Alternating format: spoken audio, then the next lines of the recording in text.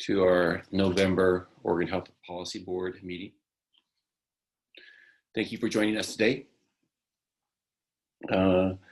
This is the second to last meeting of the year.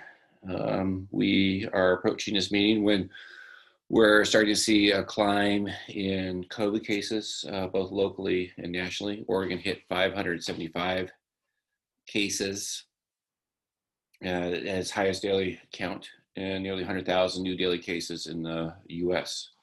While these numbers are alarming as people start to go inside, when we see more transmission, I want to remind ourselves in Oregon that Oregon, thanks to the great work of the Oregon Health Authority, has done a very good job. We remain the 7th lowest infection rate per capita in the country, and want to encourage all of you to continue your physical distancing, your mask wearing, to keep the numbers from climbing as much as possible.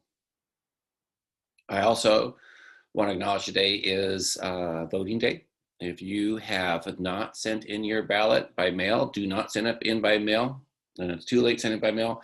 If it's still sitting on your kitchen table or in that junk pile, you should fill it out and Google Oregon voter drop box, and you will find the ballot drop box closest to you.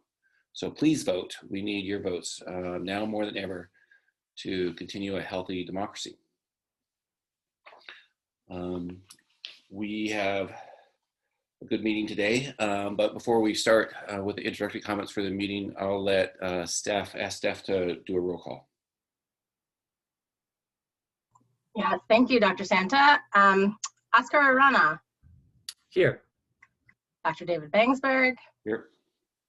Ebony Sloan Clark.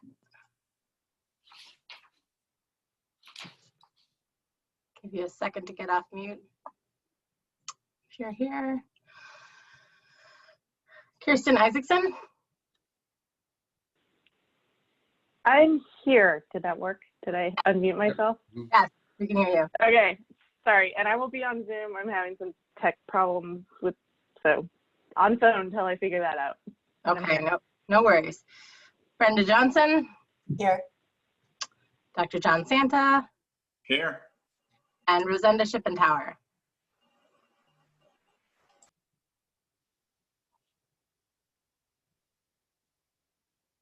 Rosenda, are you able to join or get off mute? I think, is Rosenda on? I think Ebony just logged on as well. Great, Ebony, I see you. Okay, here. Okay, great. Okay, and I see Rosenda, I see your Zoom, but I don't hear your phone call, so. I think I heard Rosenda's voice. Oh, okay. Can you hear me? Yes, Yep. I can hear Thank you you, now. Great. Rosenda. Okay. You're all Welcome. All right, great. We have a quorum. Well, we look forward to a good meeting today. Today on our agenda, Jeremy Van de Hey, the Health Policy and Analytics Director, will give the director's update. Pat couldn't make it today. He'll talk about CCO, financials, and Oregon Health Plan budget. And also we'll speak to the COVID-19 response and recovery efforts. Then we'll be joined by Carolyn Cruz from the Confederated Tribes of Warm Springs to hear about how COVID-19 has impacted their community. We'll hear updates from two committees, both the Metrics and Scoring Committee and the Health Plan Quality Metrics Committee, regarding plans for recruiting and rotating new members on those committees. We'll take a break at 10:25. Please, if you want to provide public comment, please text Michelle Hatfield at 503-551-3881. That's 503-551-3881 before the break, so we can gather everybody for public comment. And then after our break, we will have a discussion on health equity, presentations from both the Health Equity Committee as well as the Public Health Advisory Committee, a follow-up of discussions that we started last month to center health equity in our discussions and plans going forward. In terms of other housekeeping items. Zoom chat is only enabled for the meeting attendees. If you have any questions or comments that you want to communicate to OHA, please email healthpolicyboard, one word, .info@state.or.us. And again, if you want to provide public comment, please text Michelle at 503-551-3881. Great. And now we have a quorum. I will entertain a motion to approve the minutes. This is Brenda, so moved. And do I have a second? Second. Great, thank you. Any discussion? All in favor? Aye. Aye. Any nays? Any abstains? Great. All right. Thank you, everyone. So we'll move on to the director's update from Jeremy Vandehey, who will talk about CCO financials, Oregon Health Plan, budgets, and COVID update. Hand it over to you, Jeremy. Great, thanks, Dr. Bainsberg. I've got and Pat will be able to join us. He just won't be able to join us until about 10:30. He was triple booked this morning. I have a variety of updates, but before I get into those, I want to first start by welcoming and introducing Rachel Banks as our new public health director, replacing Lillian Shirley, who retired in September. We're really, really excited to have Rachel on board. Some of you may know or have worked with her. She was most recently served as the Multnomah County Health Department's public health director since 2017, but has a long history at Multnomah County in a variety of roles. Has really spent a lot of her career working on health equity issues, and we couldn't be more happy or more excited to have Rachel join the team at such a really critical point, and obviously in the midst of a pandemic, but also at a time when we're really leaning in on health equity and moving forward with a 10-year goal of eliminating health inequities in the state. So we're really pleased, and I wanted to just invite Rachel, if she's on, to maybe just, if she wants us to share a couple words, and then I can get back to the rest of my update.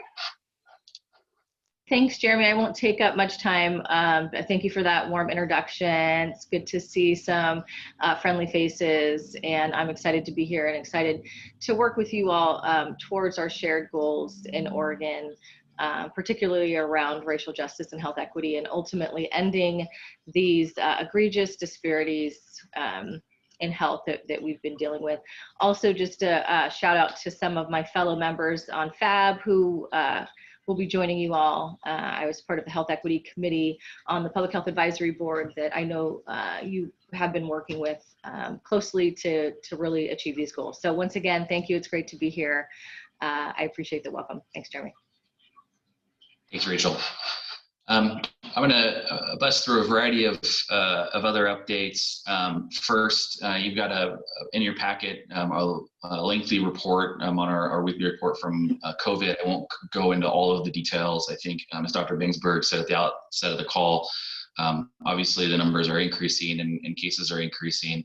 That's also, I think, important in the context of the trend is really global, and across the northern hemisphere we're seeing numbers increase. We're still beating some of the numbers or trends that we've seen nationally, and it's all the more important that we keep leaning in as a state together to try to keep the spread down. We're continuing to ramp up our contact tracing and testing efforts. But there's a longer report in there, so I won't get into all of those specifics.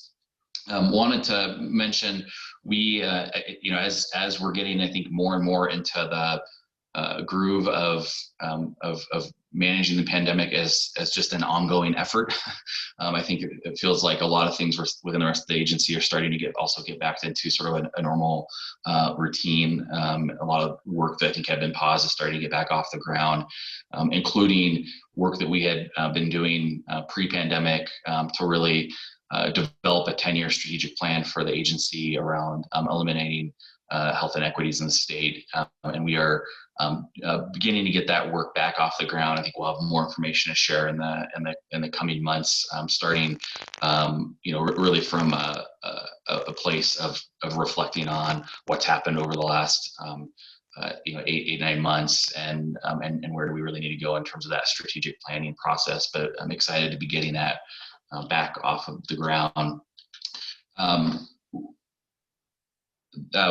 Additionally, we've just this week sort of announced we're beginning to get our internal organization around our 1115 waiver renewal for the Oregon Health Plan, beginning to get that team built out and that team off the ground.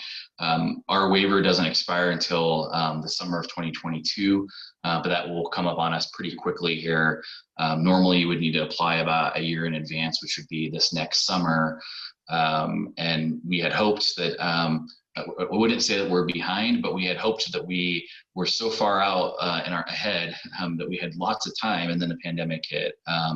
And it's going to be really critical that we do, real thoughtful community engagement throughout the development of the waiver.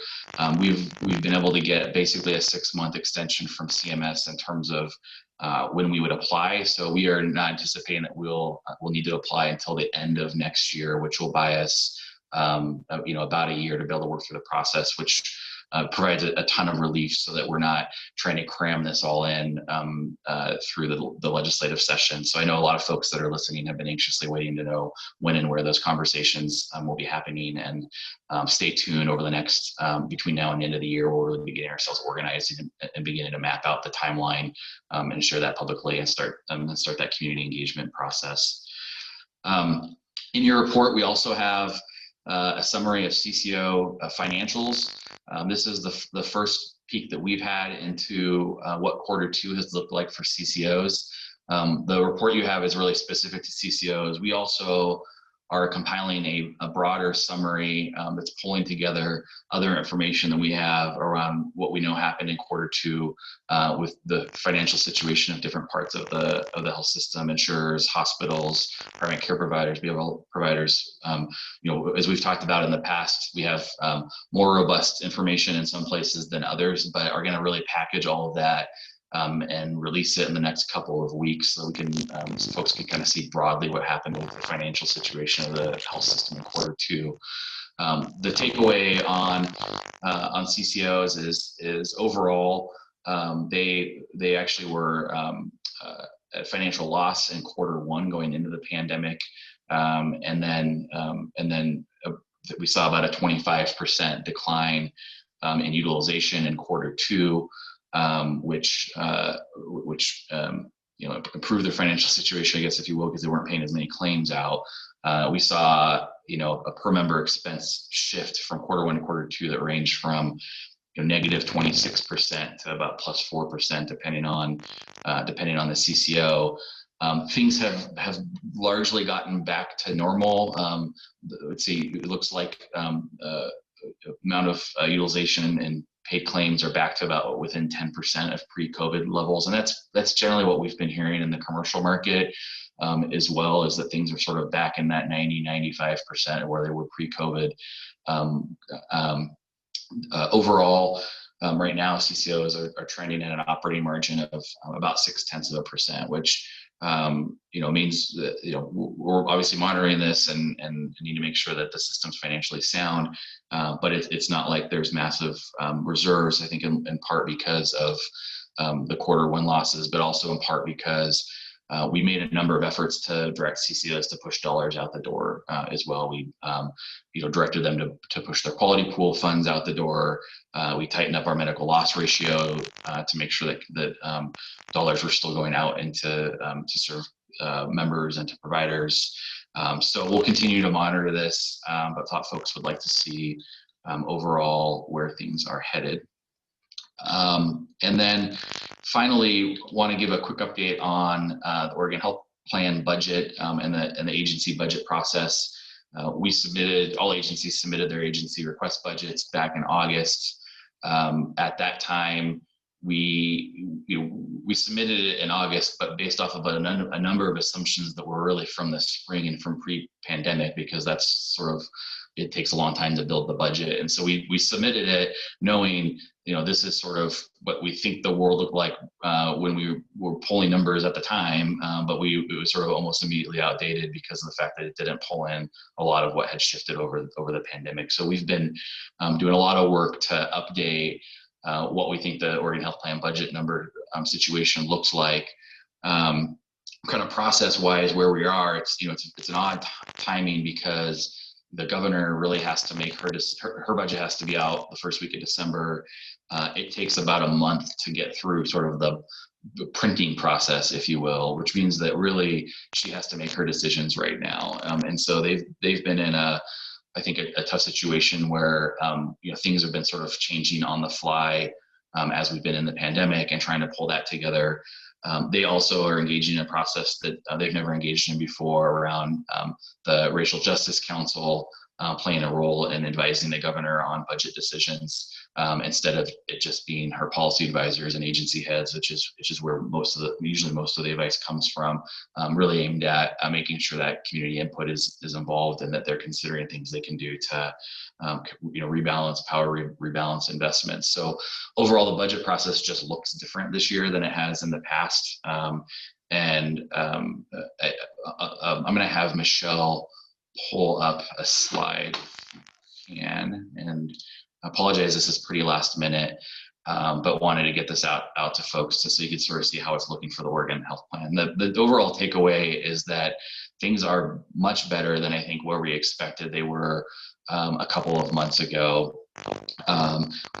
There's still a challenge ahead of us, and I would expect that there's still a cuts budget and that there'll be reductions proposed by the governor. But overall, things really have stabilized in the health plan budget from what we've seen the last several years, where we've had several $billion gaps. I just draw your attention to the general fund column, and I'll hit the highlights. I would ignore the other columns because the general fund column is what the state has to solve for. The federal funds sort of follow the state dollars. Overall, the budget gap for the Oregon Health Plan right now is about $718 million for the next biennium. That's based off of everything that we know as of today. Obviously, nobody has any idea what the pandemic or the economy is going to look like 6 months from now, and this could change. But this is based off of all the most up-to-date information we have. The top two sections reflect, I should say, what these numbers are really isolating the differences in the health plan budget from 2019-21 to 21-23. So this doesn't show the whole budget, it just shows the budget growth. And the top two sections reflect what went in August on our agency request budget, and the bottom section reflects changes that we've made or things that we've learned about since then. And there's just a couple key cost or drivers that are important to know. First of all, inflation, that 3.4% per person per year, that's about a $309 million growth from last biennium to next. When we put our agency request budget in August, we had to base it off a caseload that did not account for the pandemic because the forecast had come out before the pandemic. And so there was we were expecting a small uptick in caseload of 70 million, but not large. We also were expecting federal match rates to decrease, especially for the ACA and for CHIP populations. Those have been scheduled, and we were expecting about $197 million cost to the state to have to pick up that reduction of lower federal match.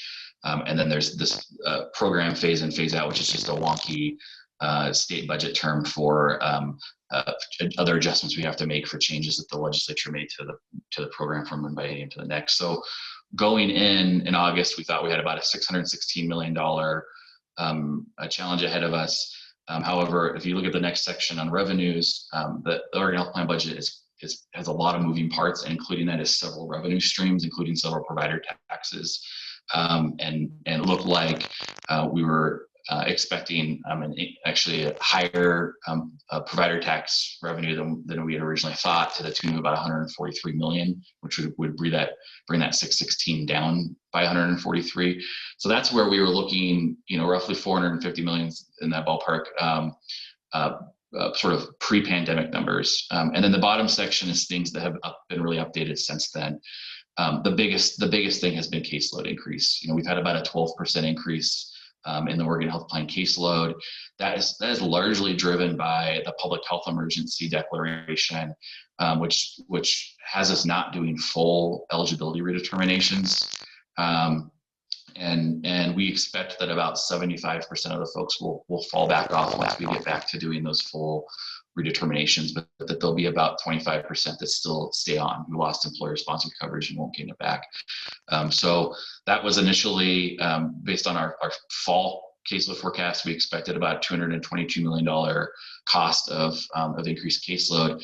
That's now increased the next line. It's already increased by another 51 million because the federal government has pushed the emergency declaration out another quarter. We also got our final match rates from the federal government and are seeing another decline, relatively small, but decline in our federal match rate to the tune of about $35 million. And then we've got a couple of savings items in here. We had a rate adjustment for CCOs this year that will save about $42 million and are expecting insured tax to be up about 20 million. So when you take all that into account, the gap comes to the tune of about 719 million. But I think it's important to remember that today voters will be voting on a tobacco tax. The legislature referred to the ballot that would raise about 300 million. We knew that there was about 160 million that was part of this budget that we didn't fund. The governor had proposed a 4-part funding strategy last session. It was 2 provider taxes, a tobacco tax, and an employer responsibility program, and that last one didn't pass. So we knew we didn't have that. When you account for those things, really the challenge before us is just this caseload forecast from the pandemic. So I think it's certainly. I would expect that there'll need to be some cuts proposed to balance the budget, especially given the timing of the tobacco tax and not knowing the results until after the governor's already had to make some key decisions. But I also don't want folks to feel like this is a doomsday scenario. We really are on a much better path than we have been in the last several years. So with that, happy to take any questions. Thank you, Jeremy. Any questions from the board? Comments?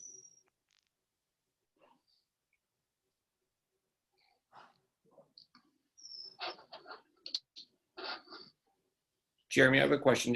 One of our goals for CCO 2.0 is to move towards value-based care. Have you seen those CCOs who have made more progress towards value-based care have different financial impact than the ones who are still doing fee-for-service? Thanks, Dr. Bainsberg. It's a good question. I think that's a key question we want to answer. I don't think we've got enough data right now to know, and that'll be certainly something that we'll be monitoring. We have been, I know that CCOs, a lot of CCOs were telling us that they were really actively working on trying to get providers onto value-based payment over the summer. I think frankly, some of the pressure to move that way has probably let up as the financial situation of the health system has improved in places. But it's something that we're still trying to, obviously it's still part of the CCO 2.0 requirements. So they still are on that trajectory and have to do it.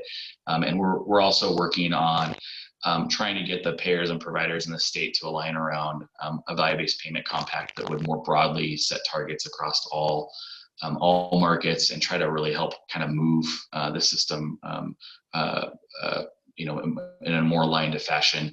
But I would say right now it's too early for us to know, or I would expect we'll have some data not that far off in the future about it. Great, thank you.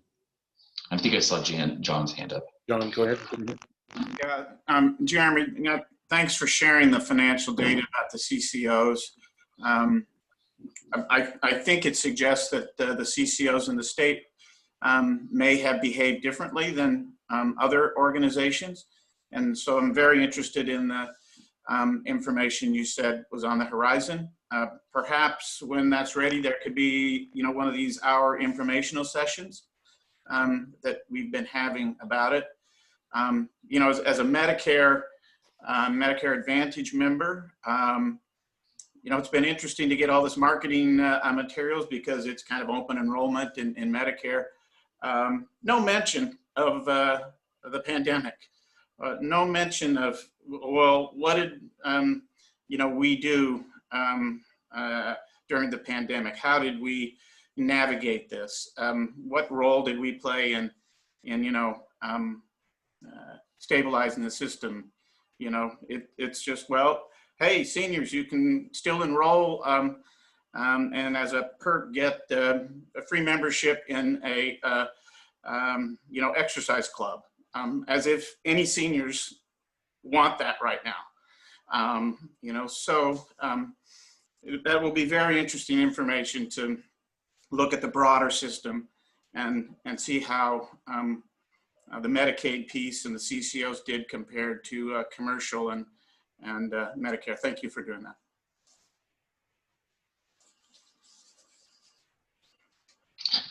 And Dr. Bainsberg, just to come back to your question, I just want to clarify, there's no doubt we've seen in national numbers that providers that are on capitation, especially prospective payments, have done better. It's just that I don't think we've quite got the data for Oregon experience yet.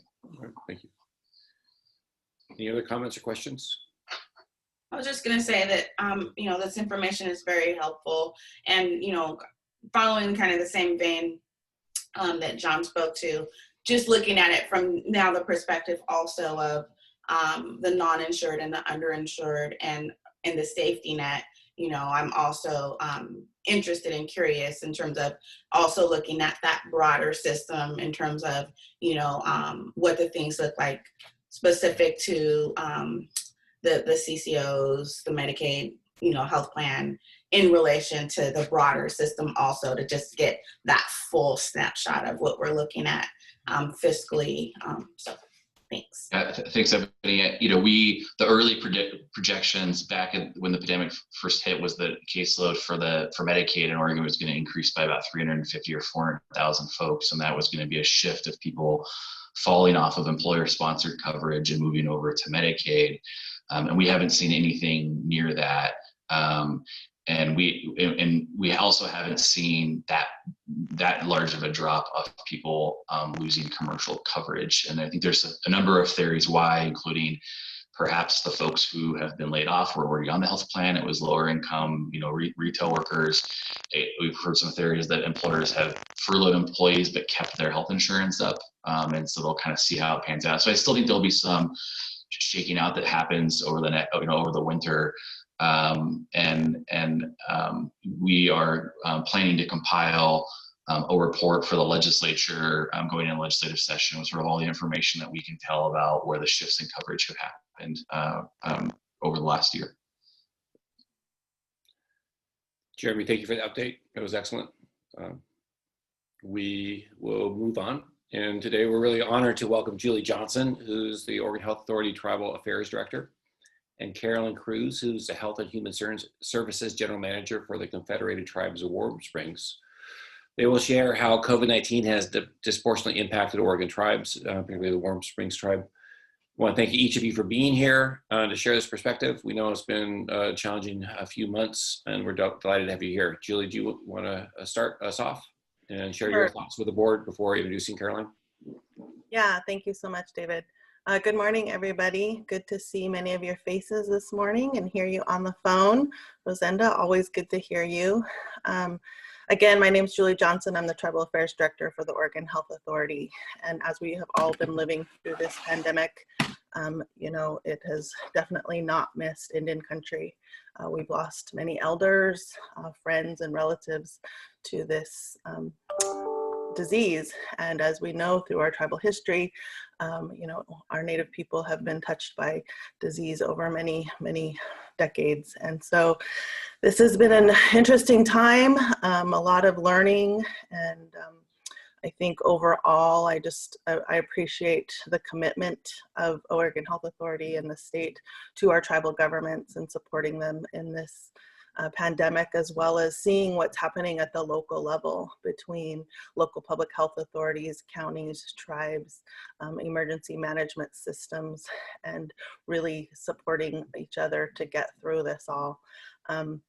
I just want to mention a couple things before I turn it over to Caroline to let her really share some specifics around Warm Springs. But we have, since the beginning of the pandemic, we have been supporting the tribes the best that we can. Of course, all of our tribes have tribal preparedness, emergency preparedness health systems set in place. And so working directly with the tribes' health systems, health directors, and their emergency preparedness, we were able to use a lot of our systems that were already in place to start supporting them immediately in things like getting them personal protection equipment, testing supplies like the Abbott testing supplies, and now the Binax now testing supplies. Offering training and funding for, case investigation and contact tracing, on quarantine and isolation, all of those things that everybody across the state and the nation and the world needed. We were really doing our best to support our tribal nations through this, honoring tribal nations always, as we all know, as their own sovereign nation governments, first and foremost, making sure that as a government, they are being able to share their needs and concerns with us and us responding to them, but also as governments, also, recognizing tribal programs have Medicaid and how their health systems were impacted by the pandemic, and their clinics, have had to shut down at various times. As public health authorities, they are tribal public health authorities for their tribal members, their community, for their land, and being able to take on those responsibilities for their behavioral health systems. And then just kind of overall addressing just the impacts of the pandemic on people's lives. And so in all of those different areas, we've tried to support the tribes the best we can with funding and resources and training and staff support. I'm really thankful for our public health department. We have 2 dedicated tribal liaisons up there that have just done amazing work to support us all through this. But of course, everybody, like I said, just from the very beginning, through our agency, through the governor's office, through lots of other state agencies, and again at the local level, supporting our tribes on their needs. Sorry about that. So I do want to just, if anybody has any quick questions for me, we're keeping in regular contact with our tribal governments. I'm really thankful to Governor Brown. Early on in the pandemic, she started a weekly call with tribal leaders to hear directly from them. It's now a bi-weekly call every other week, but also through our local public health and the tribes communicating. Also, the Northwest Portland Area Health Board has been a huge partner in this work. Besides the tribes, I also wanted to mention we have been supporting Chamawa, the Western Oregon Service Unit here in Salem, NARA, our Urban Indian Health Program. We've got some funding out to NAYA for some urban Indian health work, as also as Native Wellness Institute, and a lot of partnerships have been happening along Nichiwana, the big river, at Salilo Village and the Inlu fishing sites, along with the Columbia River Intertribal Fish Commission, to make sure that the people along the river are also receiving some testing and resources there. So I know there's a lot been happening. Everybody's been working very hard and just working to get us through this. So any quick questions for me, and I'll introduce Caroline.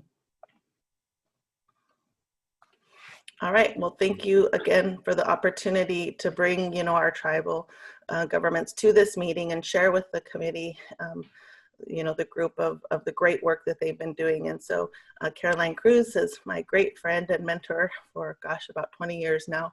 And I'm just thankful for her commitment to health in Indian country. And she is the Health and Human Services General Manager for the Confederated Tribes of Warm Springs. And I'll turn it over to you, Caroline.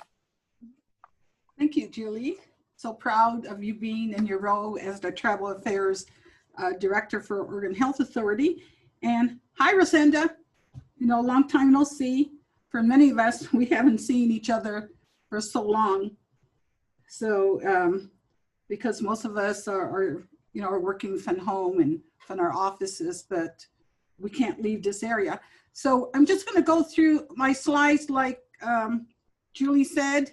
I'm Caroline Cruz. I'm a Wasco, Tenino, Pit River, Nisqually, Hawaiian from my mom's side. And I'm first generation off the reservation. My father is Yaqui, a little bit Spaniard. He's mestizo. He's from Mexico, from Magdalenas, North Mexico. So I'm first generation from Mexico. So, you know, that's who I am. I'm currently the Health and Human Services General Manager for the Confederated Tribes of Warm Springs, and I'm a member here with the Wasco Nation. So I thank goodness I put some slides together because it's really hard, I think, to go off track. So this is going to guide me here. So I know I have about a half hour to get through this, so I'll do the best I can. I want to make sure, I'm not sure, I was looking at some of the names who are participants, and I recognize some of the names. I'm not sure how familiar a lot of the folks who are listening to this presentation, how well they're familiar with our tribe. So I want to just do a brief interview of the tribe as one of the objectives. I give you a brief overview of the Health and Human Services with the Confederated Tribes of Warm Springs. And then I want to talk about our experience with the COVID-19 and then some of the lessons that we learned over this past 7-8 months and some of the recommendations that we found out here within the tribe. Next slide, please. So for those who are not familiar with our reservation, this is a picture of our reservation. And the reason why I put this one is because it's easier to explain. It had almost everything that's needed when we give out fishing permits. So this is our reservation, and I don't have a pointer, but if you see down in area 1, that is very close to Mount Jefferson. And as you go down to Jefferson Creek, this is where we intersect with 4 other counties.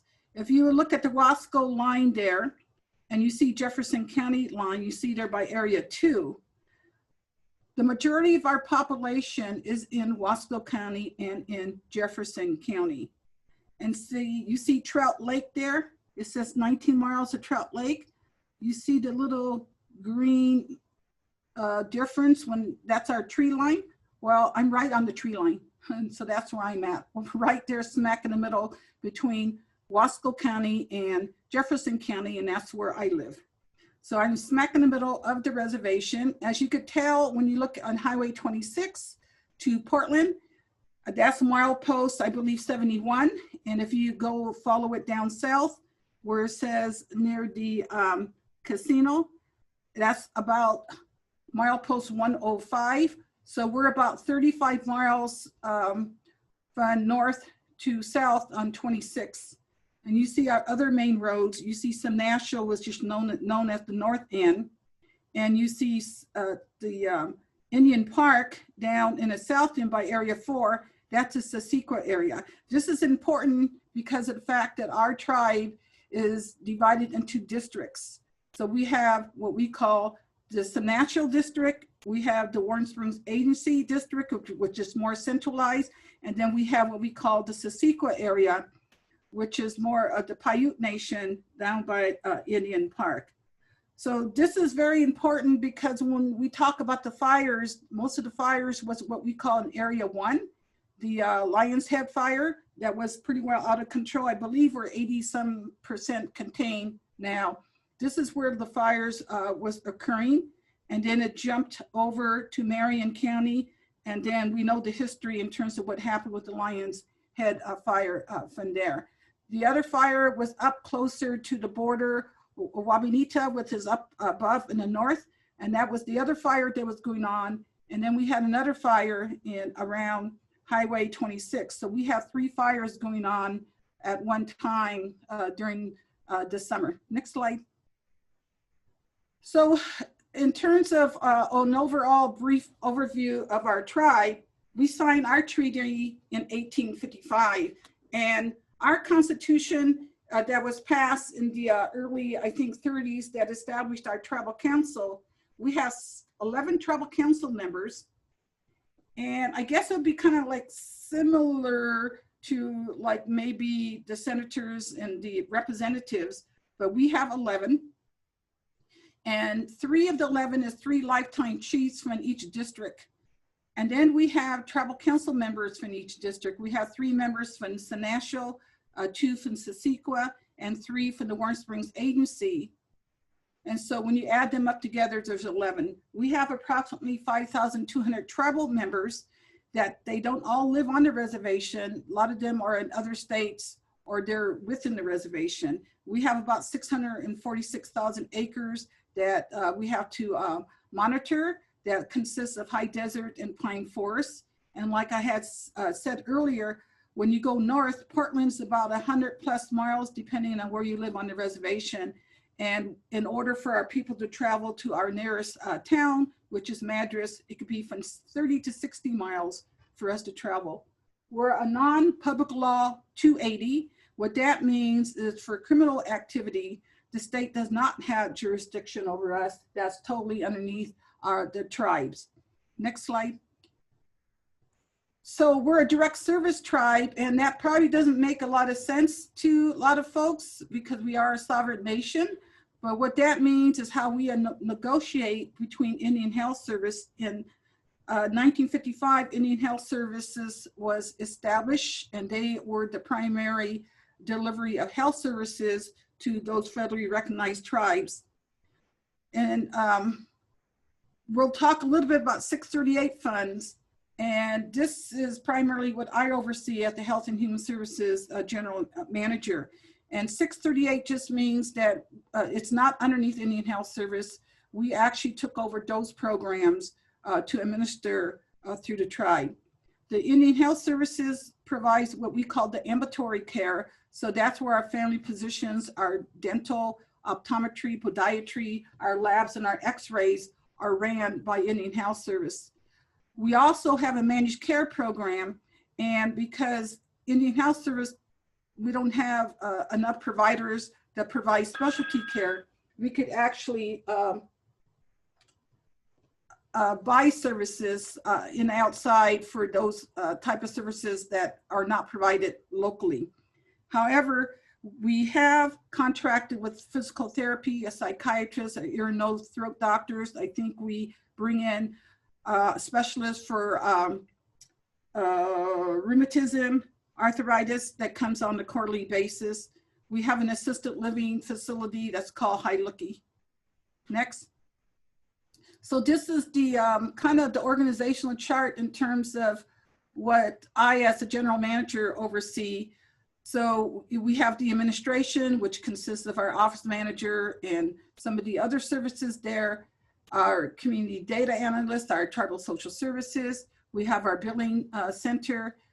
We oversee our media center. So we oversee our radio station, KWSO 91.9, and our Spiliai Taimu newspaper that comes out every other week. We also have our special projects, our equity and inclusion. We have a grant. We have Oregon Health Services University here. We have an employee. We try to make sure that we're developing our college students, and we have our grant preschool to third grade, the Papalashamisha program, which is trying to prepare our students for college, and our family resilience program. Our behavioral health services is one of those 638 contracts that we have. We oversee our substance use disorder treatment program, outpatient, our mental health treatment, outpatient, our health promotion and prevention services, and recently got the grant, the impact grant that collaborates with our public safety, corrections, parole, probation. And then we have our opioid program, Child Protective Services, which consists of our administration, and we do have a Child Protective Services group home center, and we have a transitional home to help parents re-enter back into the community. And we have a transitional home where we have them with their children underneath.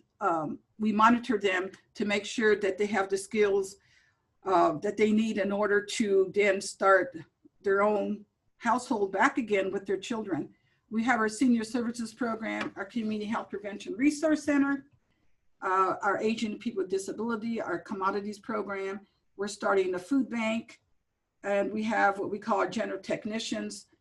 We have our community wellness center, which is similar to a rec program, and then our community health services, which is a 638 program, which we contract from Indian Health Services, our nursing program, maternal child health, nutrition, WIC program, our diabetes program, And this is where we now have our contact tracers and our medical social worker. I like to tease Julie all the time because I told her I'm bilingual. Oh, you could go to the next slide, because I speak COVID. I know many of you guys speak COVID now too. That's a new language we had to adopt this year. I mean, I'm saying things like positivity rate, PPE, and rapid testing, surveillance.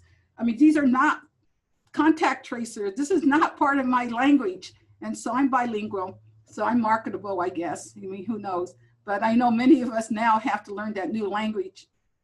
So when we look at the social determinants of health within our reservation, we have it all. You know, when we look at equity and inclusion, and we look at disproportionate rates in terms of our indigenous populations, when we look in Warm Springs, we have a very, very high rate of poverty.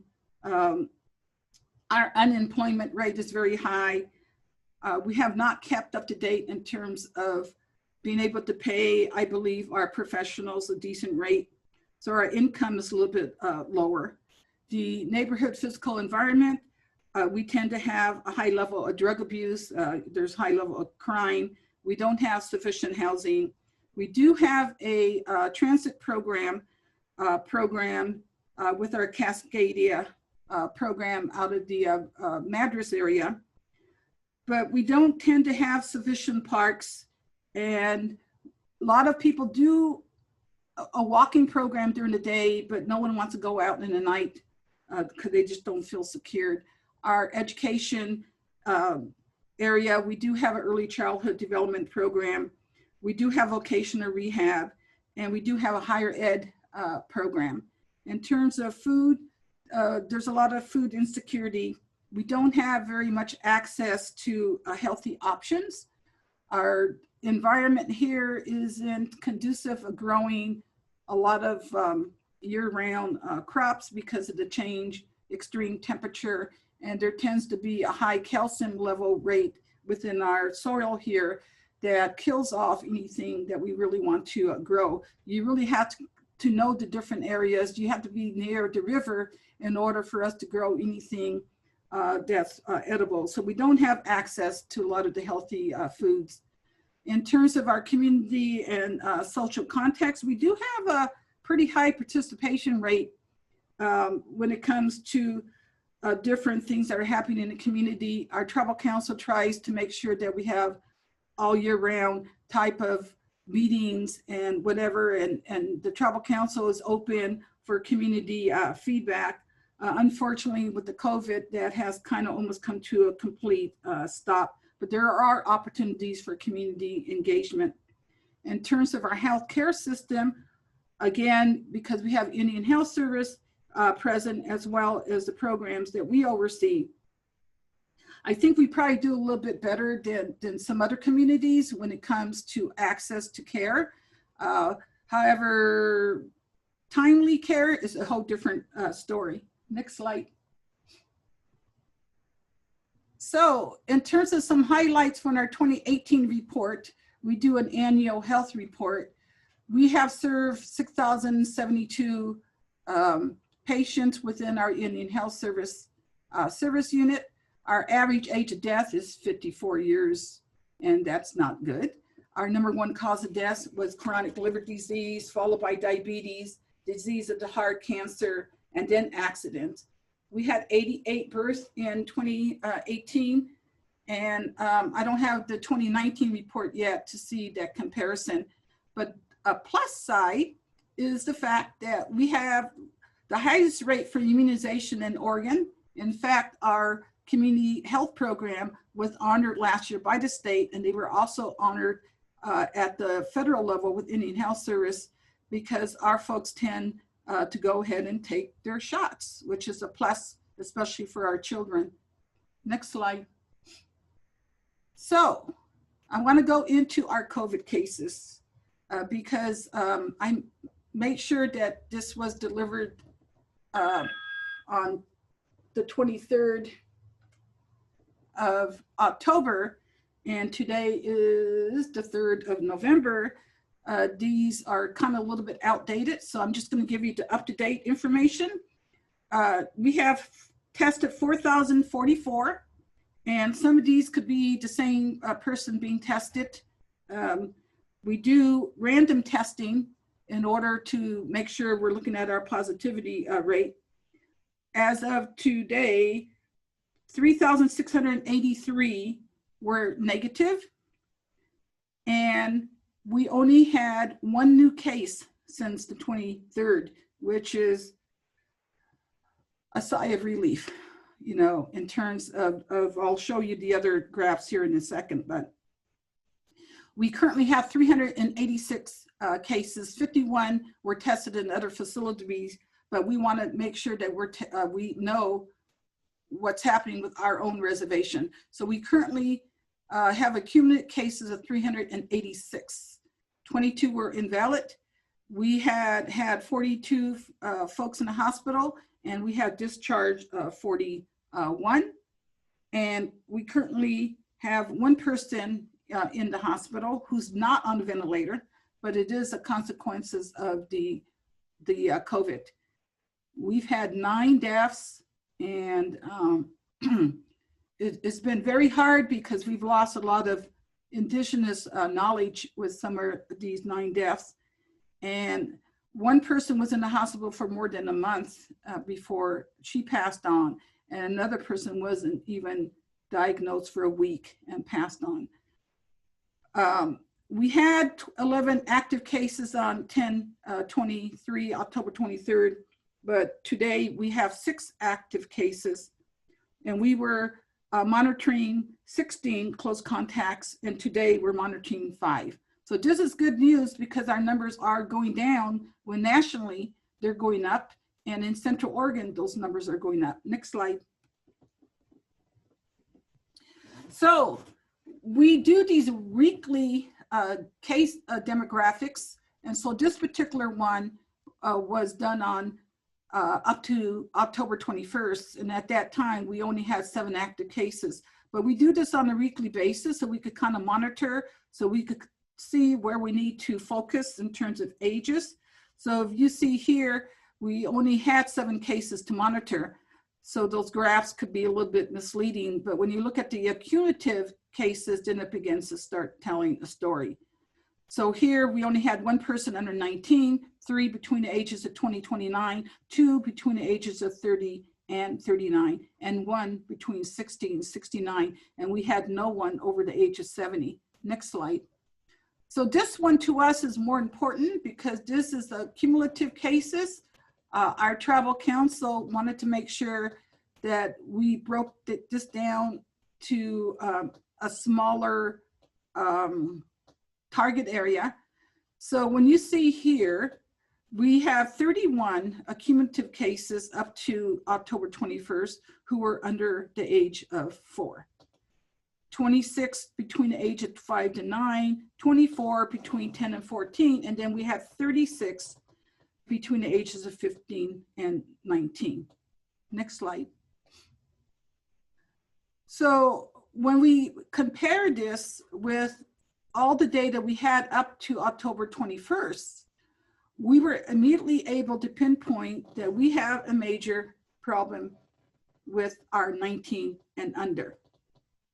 And when we have discussed in terms of trying to figure out the story behind this, we begin to see a bigger picture, which I think is going to show up in the next couple of slides. So with that many underneath the age of 117, we know that we have to focus more within the household. Something is happening within the household. And some of the story we began to find out was the fact that we had what we call cluster outbreaks. So within those clusters are within households, because when you look at the social determinants of health and you look at the lack of housing, we could have 4 or 5 households within one house. And so when one person became positive, the whole household became positive. So even though our numbers appeared like, oh my gosh, you know, Warren Springs, you have an outbreak, what it was really telling us is the fact that it was contained within household. So we would have to then quarantine the whole household.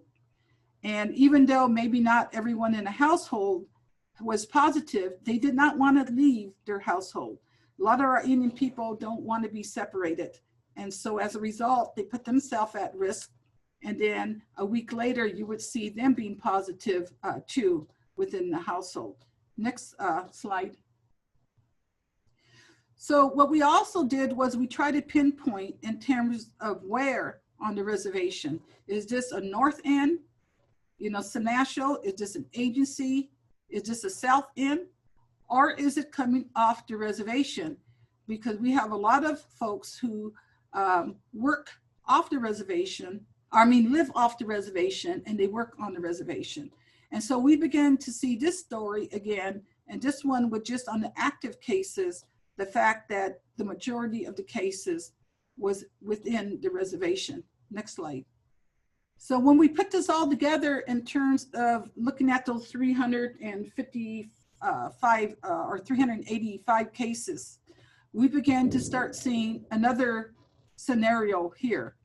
So because the majority of the people live in the agency area, it didn't surprise us that 78% was within the agency area. And then 15% are people who are living probably like in Madras or Bend or Redmond, who were traveling from the area to the reservation, and then we found out that they were positive. And so anytime anyone was shown to be positive and they're working for the tribe, they're immediately put in quarantine.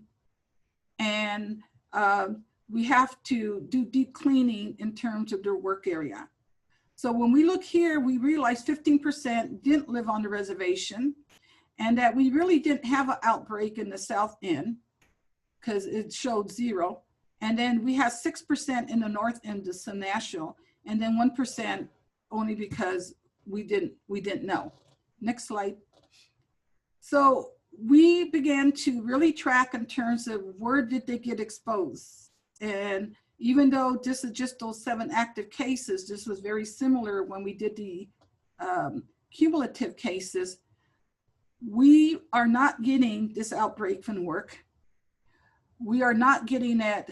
In the beginning, we were getting it because people were in with gatherings, but it's in the household and the community. Next slide. So we then asked the question in terms of, are you working and are you off the reservation, or is it in enterprises? And again, we began to realize we don't have an outbreak in the workplace. Next slide. So we also wanted to track, we only have 9. So statistically, this probably is not, statistically valid, but we wanted to see about the ages in terms of those who are passing away.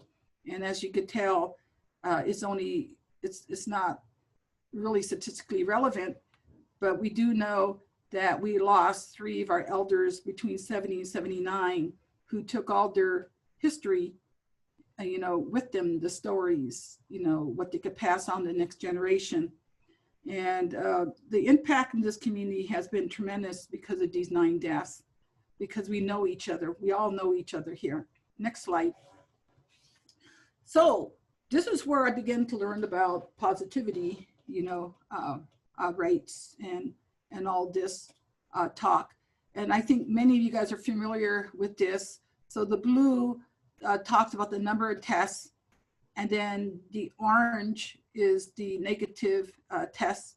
And then the red is where we need to focus on, because those are the number of positive tests. And then we also track those who were termed to be recovered, that they don't have any more symptoms. So next slide. This is my favorite slide. I just love this slide because this is our story. And this is unique to only Warm Springs. And so we start tracking on March the 9th. And we track this every week. So every stuff in the bottom there. Every column is a new week. We had a salmon feast on, I believe it was April the 11th. It was Easter. It was Easter Day. And our tribal council, we were concerned. We had 0 cases. And even though we were looking at the data west of the Cascades, we start looking at those numbers shooting up.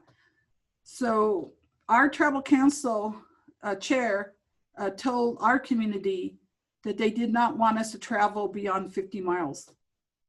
And we had a group who didn't listen, and they went to the salmon feast. As you could tell from the graphs, within, I think, like 7 days, a week later, this is where our first outbreak, happened. We had 4 who tested positive, and it was all traced back to the salmon feast.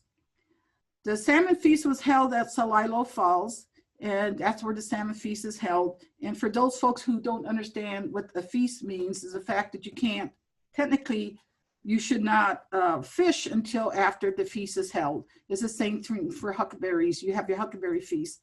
You come together, the elders come together, and they bless, Creator. They have a feast. And then you have permission to go fish, go pick huckleberries or root feasts. We knew Yakima Nation had an outbreak, and we knew Yakima Nation were going to be at the salmon feast, and our people didn't listen. And a week later, our first outbreak happened. Those 4 people then spread it to another 7 folks, and then they spread it to another 4, as you see in the graphs. So by May 4th, we had already had 21 cases. We were very concerned. So we began to go out and do extensive education and using our radio station to get messages out.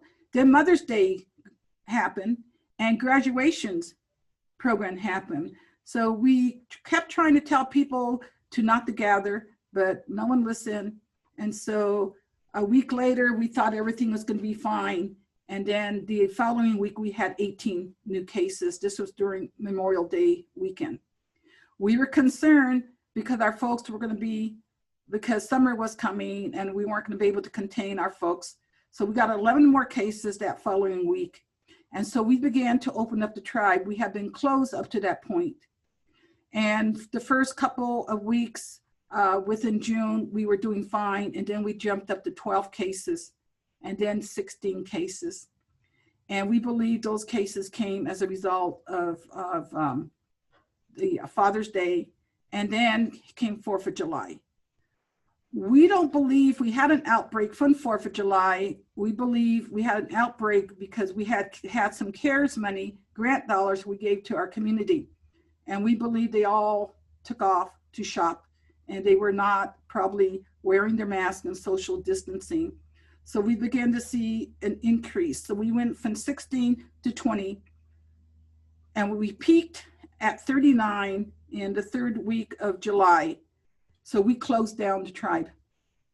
Again, when I say close down the tribe, I mean we only had essential workers.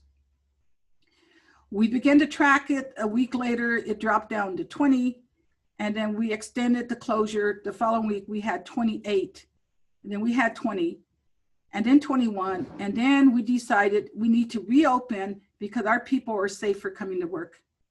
Because at work, their family stayed closer to home. So we went down to 11 and then 8. And then Labor Day, we were at 3. And then it appeared that everyone went out again. So a week later, we went up to 17. So we decided to open up the offices were closed to the community, but all our workers came back. And so we dropped down to 10, then 11, then 11. Then we dropped down to 4 on Indigenous Peoples Day. And yesterday, we only had 1 case in a week, and our positivity rate is now less than 1%. So next slide. So what were our challenges? in Warm Springs, not only were we dealing with COVID-19, our water system broke down again. From June 23rd to, I believe, August 17th, we had no water pressure and we had busted pipes. We had to go on the boil water notice for the agency area. We had the 3 fires going, which led to the unhealthy air quality. And then we had the high winds that tend to come here because we're in the canyon. And then with the extreme hot and cold weather, that was a challenge. And then we had several people who refused to stay in quarantine when they were active, and we were concerned about them spreading the virus. Next slide. So to me, this is the most important slide. If you don't leave with anything else, I think this is important, because in the prevention field, we have been promoting what we call the 6 prevention strategies. So you look in the goal statement, and it's to reduce the spread of COVID-19. You have to have all 6 in place in order to have a comprehensive plan. It's not enough just to have information dissemination. We had media campaigns, we've done PSAs, you could hear them on a daily basis, almost every hour. We've had articles in our Spilly Eye newspaper.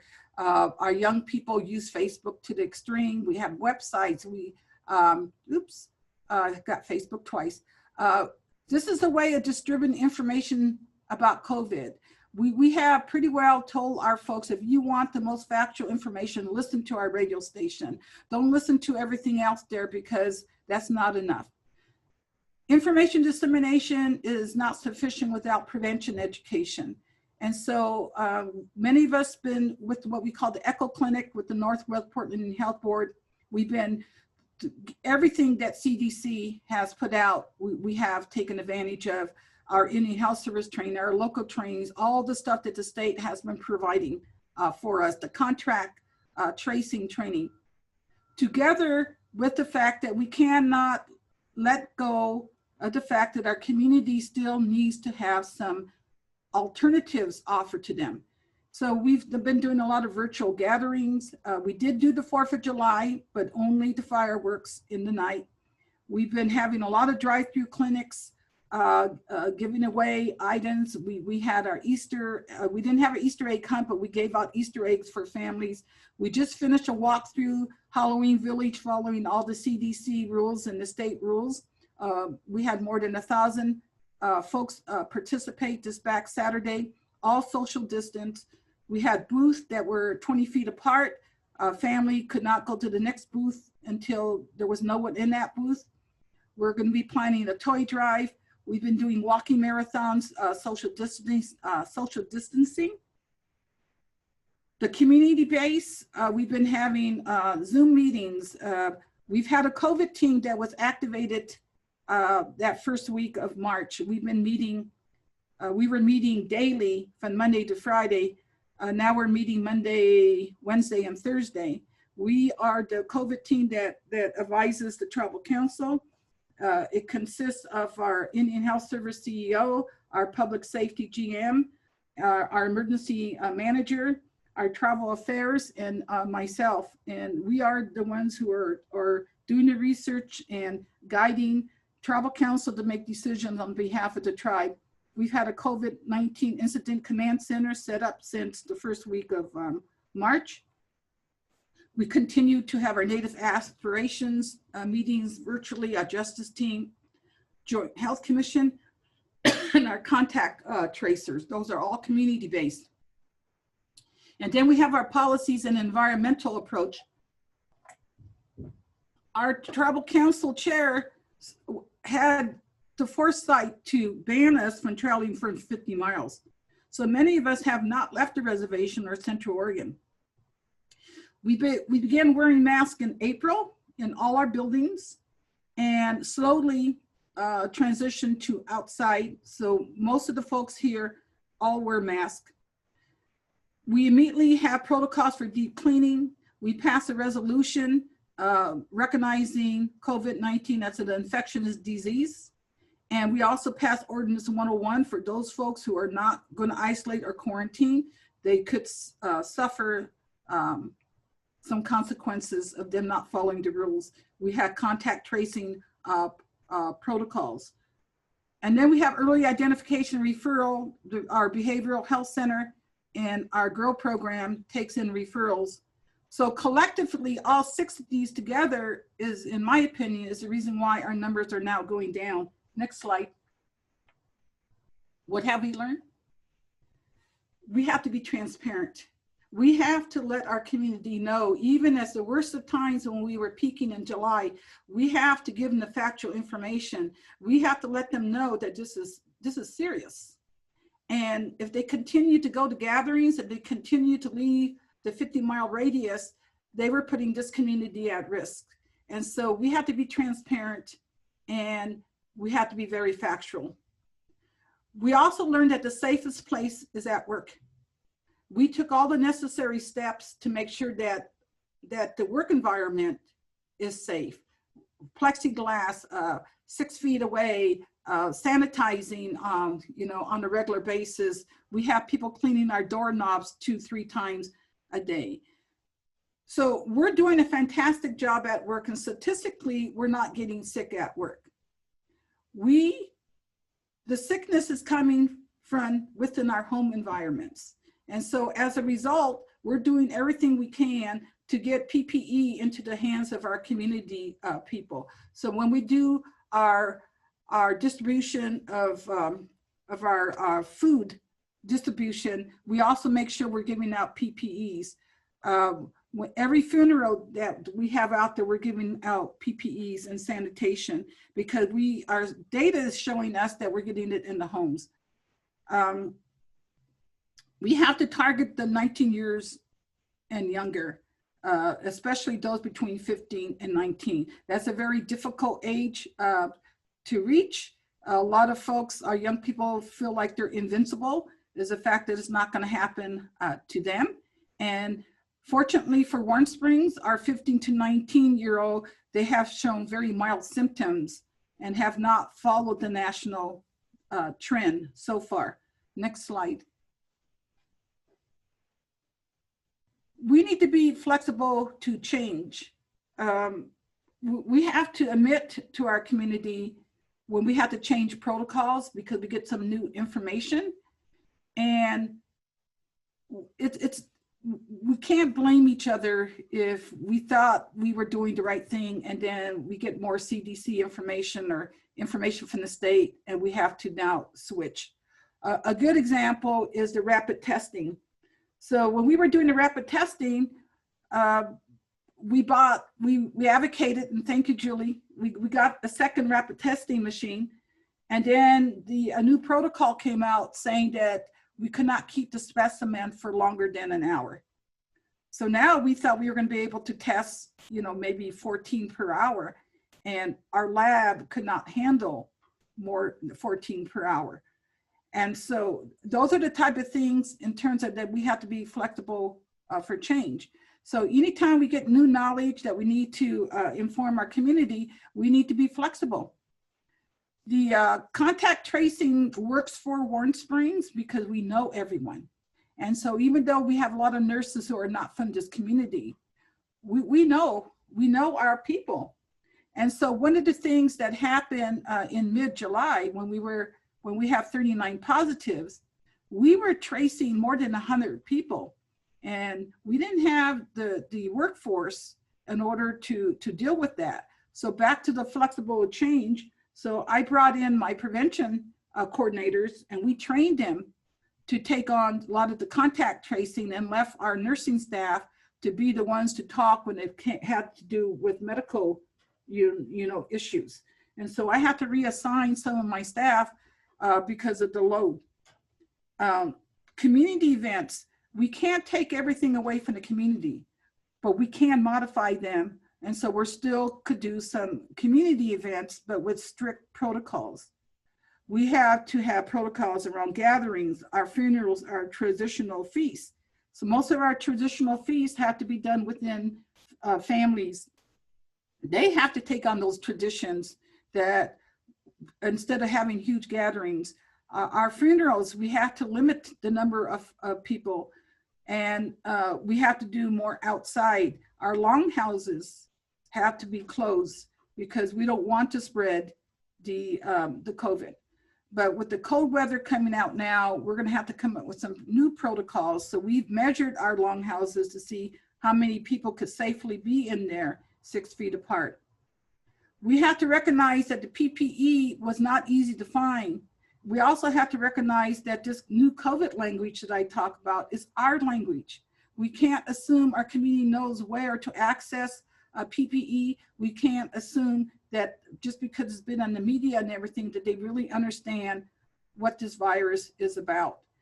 And so even though I think we've been blasted with COVID-19, the average person out there, it's still new to them. Unless they're touched personally, unless they know someone, a lot of folks really don't believe it's going to happen to them. And so we have to be patient and we have to be the role modeling. We who are in these levels, we have to role model. You know, we have to wear those masks in those earlier days to role model. And if we weren't wearing the masks, what's a buy-in from our community? And so I'm happy to say between April, when no one wanted to wear the mask, and now, you can't go hardly anywhere in this community without seeing our folks wearing the mask. Our roads, our local access signs are out, so only people could come to the reservation who are either invited or they live here. We're pretty well closed. We have to be patient. Behavior modification takes time. We haven't had this for even a year, and we've been able to see the big change in terms of the norms. And then it's the KISS concept. Keep it simple, sweeties. You know, we're in this for the long haul. And so, questions? Great. Thank you, Carolyn. Really appreciate the presentation. You've really responded in real time to a really complicated scenario. Like, we have about 5 minutes for questions from the board or discussion. Brenda? Carol, thank you so very much for the education and the presentation. It was really exceptional, and I know I learned a lot, and I'd like to learn a little bit more. So my question is around the ordinance that you passed that held tribal members accountable for the rules. You said a specific ordinance, I think 101, I made note. Could you tell us a little bit more about the consequences, you know, if a member did not sort of ascribe by what the tribal council put into place? Well, we did say we're going to find them, but we also know that our folks don't really respond to fines. So we actually told them that if they didn't really follow the protocol after being warned, we will lock them up. And so far we haven't had to do that. But every time when we have COVID testing or anyone who goes to the clinic, they're handed a copy of the ordinance. And so we have people there who are actually there talking with them and telling them to make sure they understand what the ordinance is. So they're in quarantine and are underneath the isolation. If we see them out there, we can actually serve them. And so far we have not had to activate the ordinance. But I hope we never have to be tested about it, but we had to do that when we had 3 cases who we had to put up in a motel in Madras, and we caught them on camera walking away. And so then we put them locally at our village, and they walked away. And so we didn't have an ordinance, so we put that ordinance, I think we activated, I think it was in something like in June that we activated the ordinance. Thank you. Other questions or comments? Yeah. Oh, I just want to say that, you know, the presentation was very thorough and informational, and you know, I just appreciate the element of just providing the history. And you know, what I'm just reflecting on is just because of the historical trauma specific to the tribes and to our state and to the country, and then now the impact of COVID-19. And you know, you were talking about how you all have lost 3 elders, and so so there's, you know, a reduced capability to pass on the knowledge, the traditions, and the history, and that's so important. in terms of sustaining a people in a group and you know, in just the values. And so I just want to thank you for, you know, just raising that. And so just wanted to share my reflections. Thank you. Oscar? Yeah, thank you so much for the presentation, Carolyn. Really appreciate it. And thank Hi, you, Julie, for all your support with everything that you're doing to support tribal communities. I have a question around, you know, some of the challenges regarding the CARES funding. One, access to the CARES funding for the tribe, and then two, just challenges being able to deploy the resources. And then one of the things that I noted was the water systems and sort of how the lack of infrastructure there is probably kind of making this situation even worse, and wondering if there's been some thoughts regarding how you could redeploy some of these CARES resources in more infrastructure, sort of longer term structures, I guess. Well, unfortunately, a lot of the CARES Act dollars that has been distributed has timeframes. You know, most of those dollars have to be expended by the end of December. And a lot of those dollars cannot be used for the future. It has to be used for immediate needs to deal with the actual active cases of COVID. And so it's been very difficult, you know, to have access to a lot of money. I mean, the state has been very generous.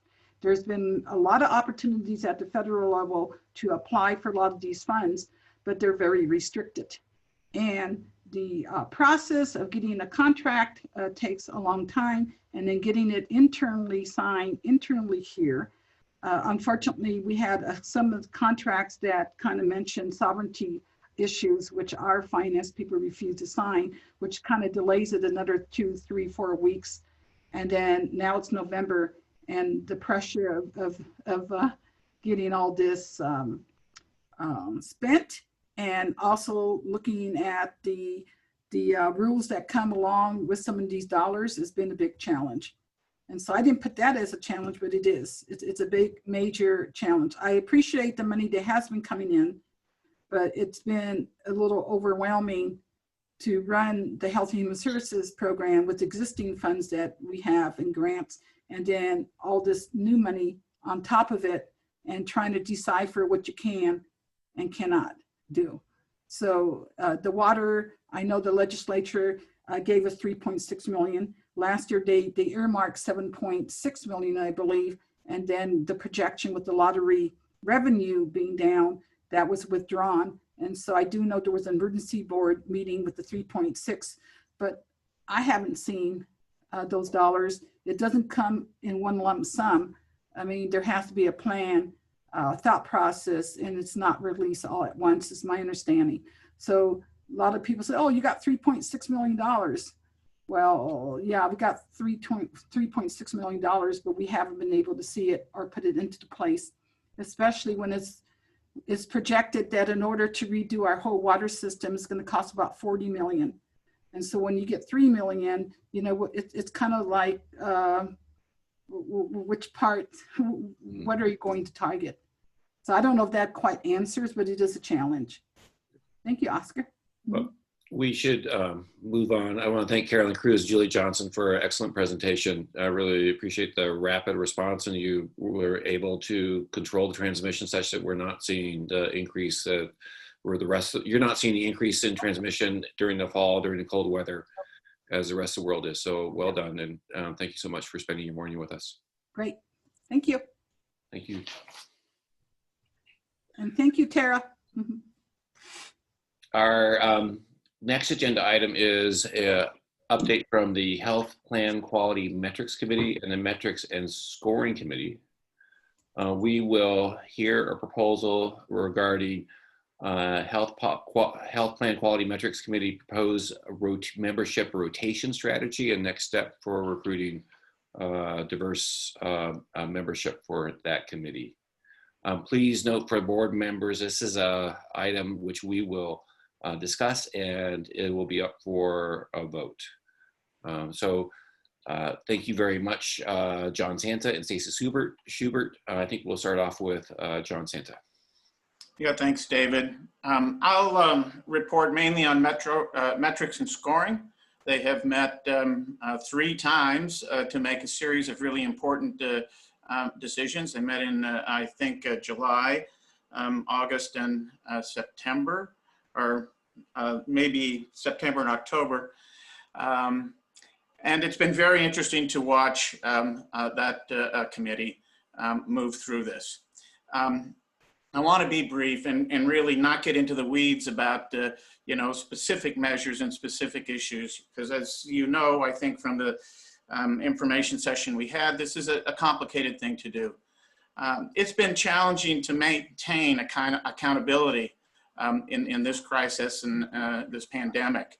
I think OHA appropriately sped up the return of the 2019 incentive, and then went to reporting only for 2020. So essentially, they put those dollars, which were dollars that were available, into the system as quickly as they could, because things in the second quarter, as you saw in the report from Jeremy, they got pretty shaky. They got very shaky.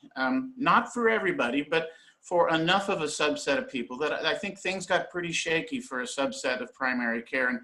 And that's who really our incentive system focuses on.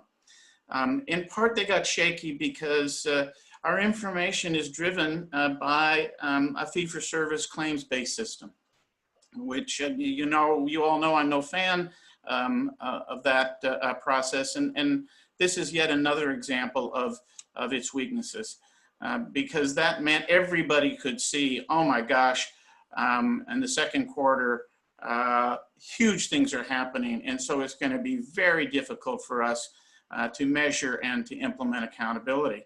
That was one of the reasons why we went to reporting only for 2020. We saw some interesting things happen.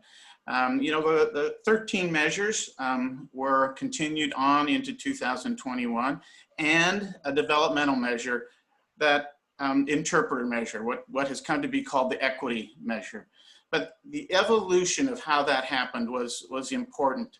I can't emphasize what a difference I think it made throughout the process for the Metrics and Scoring Committee to know that real people wanted this, that the people who were going to be affected by this communicated to them, I think with the help of Leanne and OHA, it made a huge difference. Another developmental measure related to weight loss failed. It did not go forward. And actually there were concerns expressed about that measure in terms of equity. It's going to be interesting to see when that comes back for further discussion where we go with that. The final thing I want to mention is really our focus is on primary care. There's a dental measure, there's some mental health measures, but our accountability system is focused on primary care. And yet we have an unstable, potentially, reimbursement system for them. And I think we need to look at that. If primary care is going to be a priority in our current system or going forward, we need to have a more stable primary care system when things get as bad as they can get. Another challenge is that children are our special focus, and that is as it should be, but they can be really tricky. Many of the pediatricians have testified. You've got multiple events when it comes to vaccinations. You've got a system that hones in on a birth date, the age of 2. And once that birth date is gone, you can't meet that measure. The opportunity's gone. And especially since we're headed for developmental measures related to kindergarten readiness. I think about, oh gosh, what's happened to preschools? What's happened to kindergartens? What's happened to the school systems? What's happened to parents, with their children? this is going to be very interesting and difficult to do. I mean, a reminder, you know, there's virtually no focus when it comes to performance measures or accountability when it comes to hospitals or specialty medical or surgical care. So 80% of the dollars we're really not able to have much of an impact on, because those parts of the delivery system really haven't come to the table in a meaningful way to get involved in performance measurement to this point in time. So with that, that's metrics and scoring. Let me pass this over to Stacy, who will be reporting on Hp Qmc, who hasn't met, needs to, and she will share with you a plan to get metrics and scoring up and going, and respond to the very appropriate concerns the board had a couple months ago when it came to ongoing and future membership in Hp Qmc. Stacy? Yes, good morning, and thank you so much, Dr. Sant. I appreciate the introduction. Good morning, members of the board. Thank you for having me return today to discuss a proposal for Health Plan Quality Metrics Committee appointments. And I know that is a mouthful, so I'm going to, from here on out, refer to Health Plan Quality Metrics Committee as Hp Qmc. I apologize. I know acronyms are hard and government does them all the time, but it really is a mouthful. So, sorry.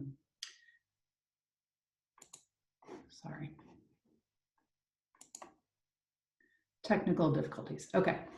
So before I get to the proposal, I'd like to highlight some of the contributions of the Health Plan Quality Metrics Committee members since the group was formed in spring of 2017. Their first major effort was reviewing 117 candidate measures and approving 51 of them for the aligned measure menu set. The committee updates the aligned measure menu set each spring, but in February of 2020, so just before the pandemic hit, they approved new selection criteria to use when measures are not nationally endorsed, but address Oregon priorities and gaps. These criteria that were approved in February were pivotal and used in March when the committee included 2 Oregon homegrown measures on the aligned measure menu set. And those are the ones that John just talked about.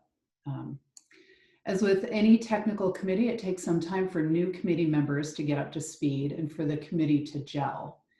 This was on our mind as we contemplated the proposal that I'm going to present to you today.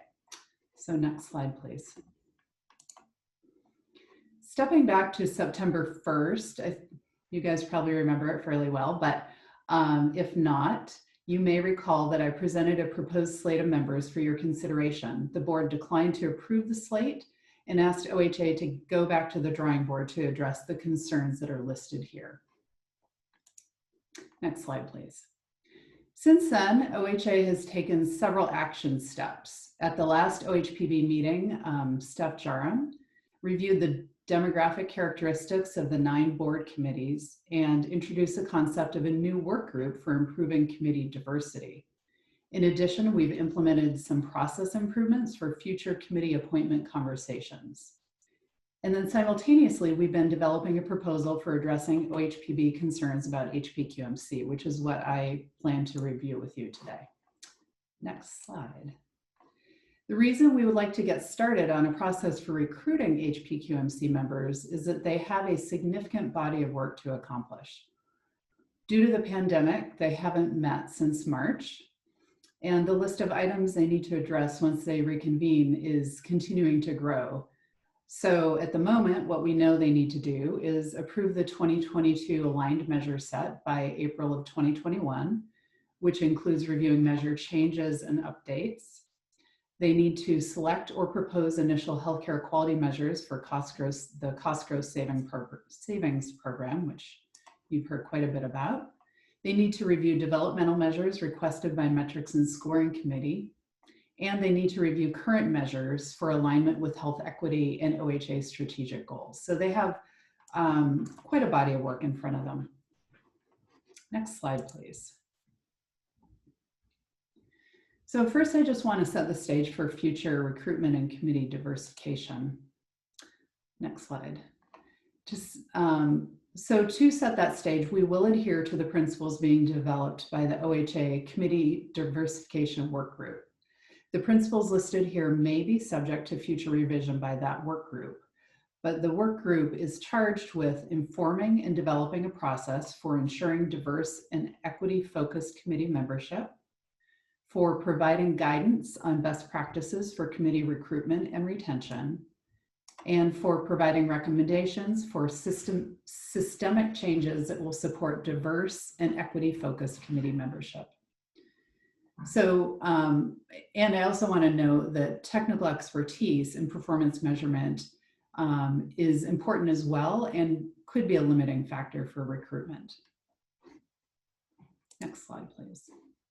So now let's dive specifically into HP QMC. The proposal that follows is broken into 3 segments, the first of which addresses representation. This proposal seeks to address the board's direction to ensure diversity among committee members. Currently, HP QMC has recommendations set forth in statute, and it really is just about the 15 positions on the committee. These are broken out into a number of different categories. The first is 4 positions representing specific organizations, which are listed here. The next are 4 positions representing specific types of organizations, so CCOs, hospitals, and payers. The next is 3 positions that have specific subject matter expertise. There are 2 positions representing healthcare consumers, and finally 2 that are healthcare providers. So the original appointments were made in 2017 by Governor Brown, and then that authority was transferred to the Health Policy Board in 2019 with the passage of House Bill 2265. Next slide, please. The current practice for filling vacant committee seats is bifurcated. Applicants for the organizational seats are nominated by each organization, and then the other seats are applied to directly by individual applicants. Then OHA staff review the applications with an eye towards balance, expertise, and demographic diversity. Soliciting and reviewing applications is and probably always will be a very intensive process, as is serving on the committee for those who are appointed. Next slide, please. So OHA proposes to supplement current practice with those outlined here. We will seek and recruit potential applicants with equity and performance measurement expertise. We will intensify efforts to recruit applicants through organizations that represent diverse perspectives, such as regional health equity coalitions and culturally specific nonprofits. We will clearly communicate our diversity principles to all applicants. We will revamp the application materials to collect information about applicants' fit with the diversity principles. And we will, the applications will continue to be reviewed by staff with an eye towards balance, expertise, and their ability to advance diversity principles. And in addition to these, we will be, of course, implementing whatever the recommendations are of the committee diversification work group. So we got a little bit ahead in thinking through what we would do differently, but this, I think, is a good start. Next, I'll discuss committee tenure. This proposal seeks to address the board's direction to balance the need to retain experienced members with adding new members, so that going forward, only a portion of the seats are vacated at any one time. Because HP QMC is relatively new, 10 of its members have served since its inception, while 3 of the current members started in 2019. Thus far, the terms have been patterned off of metrics and scoring committee, which is an initial 2-year term with the option for 2 additional 1-year terms. As I've already mentioned, the pandemic has disrupted both meetings and recruitment. Next slide. So for committee tenure, we're proposing a new process, which is to split membership into 3 groups. This table shows an example. which is only an example of what it would look like. Importantly, we would be looking to recruit approximately 5 new committee members in early 2021 for Group 1, while continuing committee members would be assigned to partial terms in Group 2 or 3. Then when Group 2's partial terms end, we would recruit the next 5 positions into full 3-year terms, and so on. One important component of this approach is that the positions that have 2 seats on the committee, and those are the healthcare providers, the healthcare consumer representatives, and the CCOs, would be assigned to different groups so that those seats would never be newly filled at any one time. So you'd always have that historical seat filled at least for a year while the new person got up to speed. Next slide, please. So to put this another way, should an appointed committee member not serve their assigned term, to put it another way, in March, I want to kind of go through with you what the plan would be for your role in this. In March of 2021, OHPB would be asked to confirm 15 new and continuing Hp Qmc members. And we, as I said already, we anticipate approximately 5 new members. That's still to be determined. It could be more, it could be potentially maybe 1 fewer. In March of 2022 and annually thereafter, you would be asked to confirm full-term appointments. So 5 replacement members for the group whose term is expiring, and as needed, to approve partial term appointments. And these would be off-cycle temporary appointments of Hp Qmc members for positions that had been vacated prematurely. And then we propose that the current committee members start to meet between now and April 2021 so that they can meet their early 2021 obligations.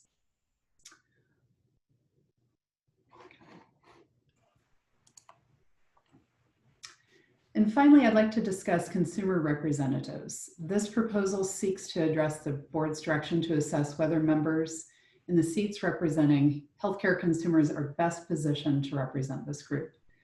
These positions are described in legislation as 2 individuals representing healthcare consumers. Consumers, however, isn't defined in legislation. There is a definition of consumers specific to CCO consumer advisory councils, but that is very specific to consumers receiving Medicaid benefits. I also want to talk a little bit about the reimbursement issue. I know I mentioned that that might be a concern when we last met, and I've looked into it quite a bit more. So while Hp Qmc members are permitted to receive actual and necessary travel or other expenses incurred in the performance of their official duties, when you look a little bit further into the statute, the other expenses may not exceed $25 a day. Next slide, please. In the history of Hp Qmc, there have been 3 people who've represented healthcare consumers.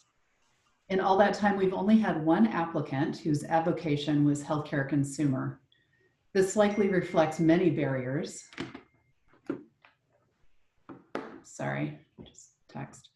Including the time commitment. The subject matter of the committee focuses on a general lack of awareness of the committee's importance and role in shaping the healthcare environment, and possibly even OHA's inability to reimburse for other expenses at appropriate contemporary rates.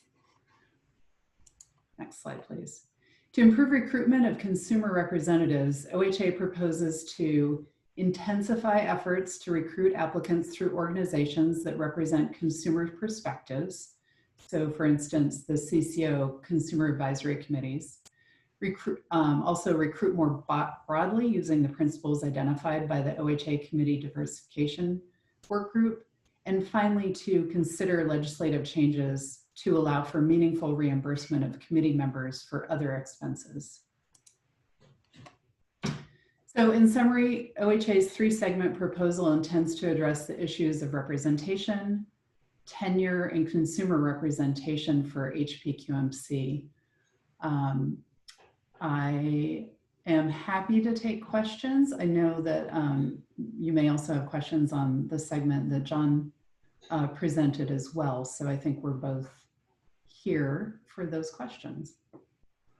Thank you, Stacey and John. We have about 10 minutes for questions and discussion, and we want to then consider a motion to whether we should approve this proposal. So questions or discussion? Dr. Bingsberg, can I just jump in real quick before we go to questions? So I want to thank Stacey for all the work on really thinking this through.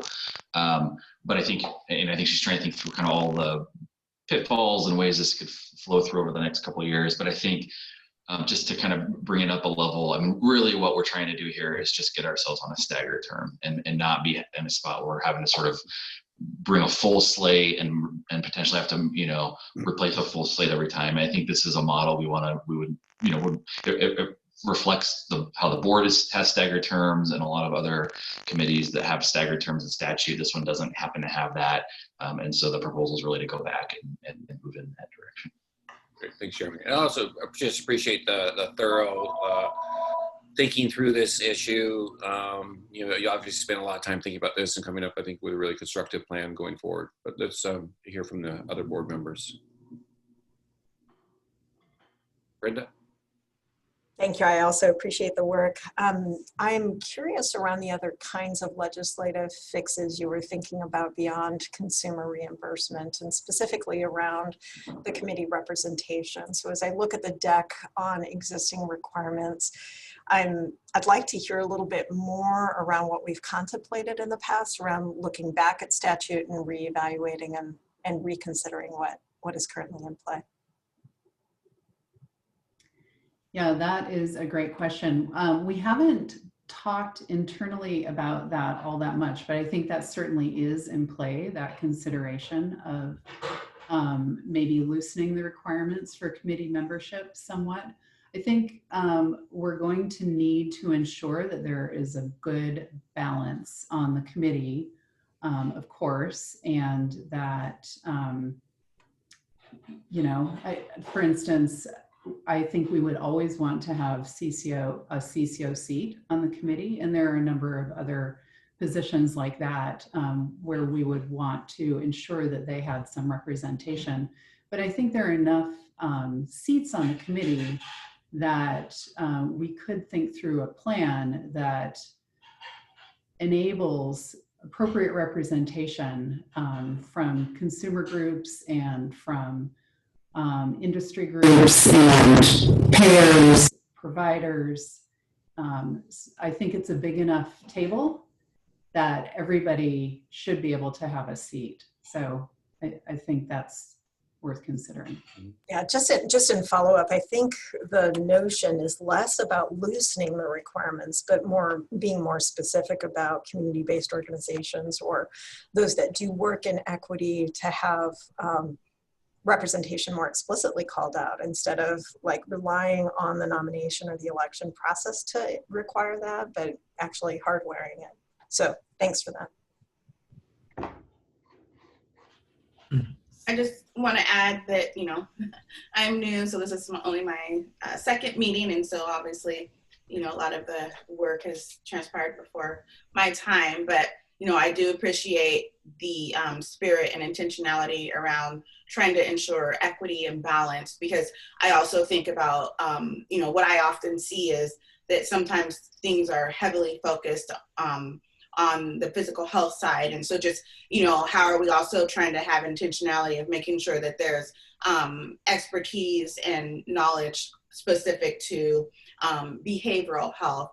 And then, you know, I was just looking at kind of the overall makeup, and, you know, if there's only 2 seats for consumers, two seats for providers, and then everyone else is connected or represents a CCO, that can be somewhat intimidating. And so, you know, I appreciate this conversation and, you know, future aim around just really working to assure equity and balance. So thank you. Oscar, you going to speak up? Then we'll go to John. I have some thoughts, but yeah, I saw John's raise his hand up first. So okay, go ahead, John. Yeah. Yeah, I think Brenda's point is a good one. there's nothing, I think, to prevent OHA from, if you will, setting up a pipeline now with community-based organizations for those consumer seats. You know, there's consumer seats over in metrics and scoring or at-large seats. You know, my experience is there's many community-based organizations that will have people who will be interested in these more, you know, kind of specific discipline needed kinds of places. And they will have those folks in their membership, and we should tap into them now. It certainly doesn't hurt to do something specifically to say that, but we can do it now. Thanks, John. Yeah, I really appreciate the efforts that have gotten us to this point. Thank you so much for really taking this seriously and going back and sort of looking at ways to improve this moving forward.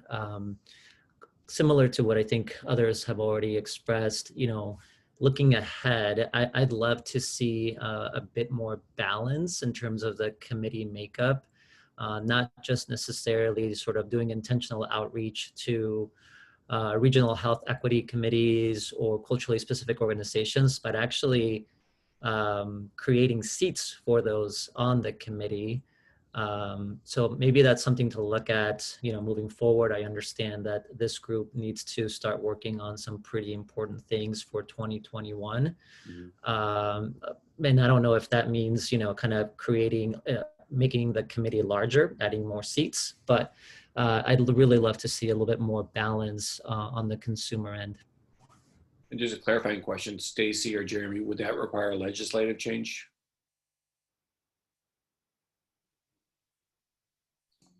Stacy's saying yes. Yeah.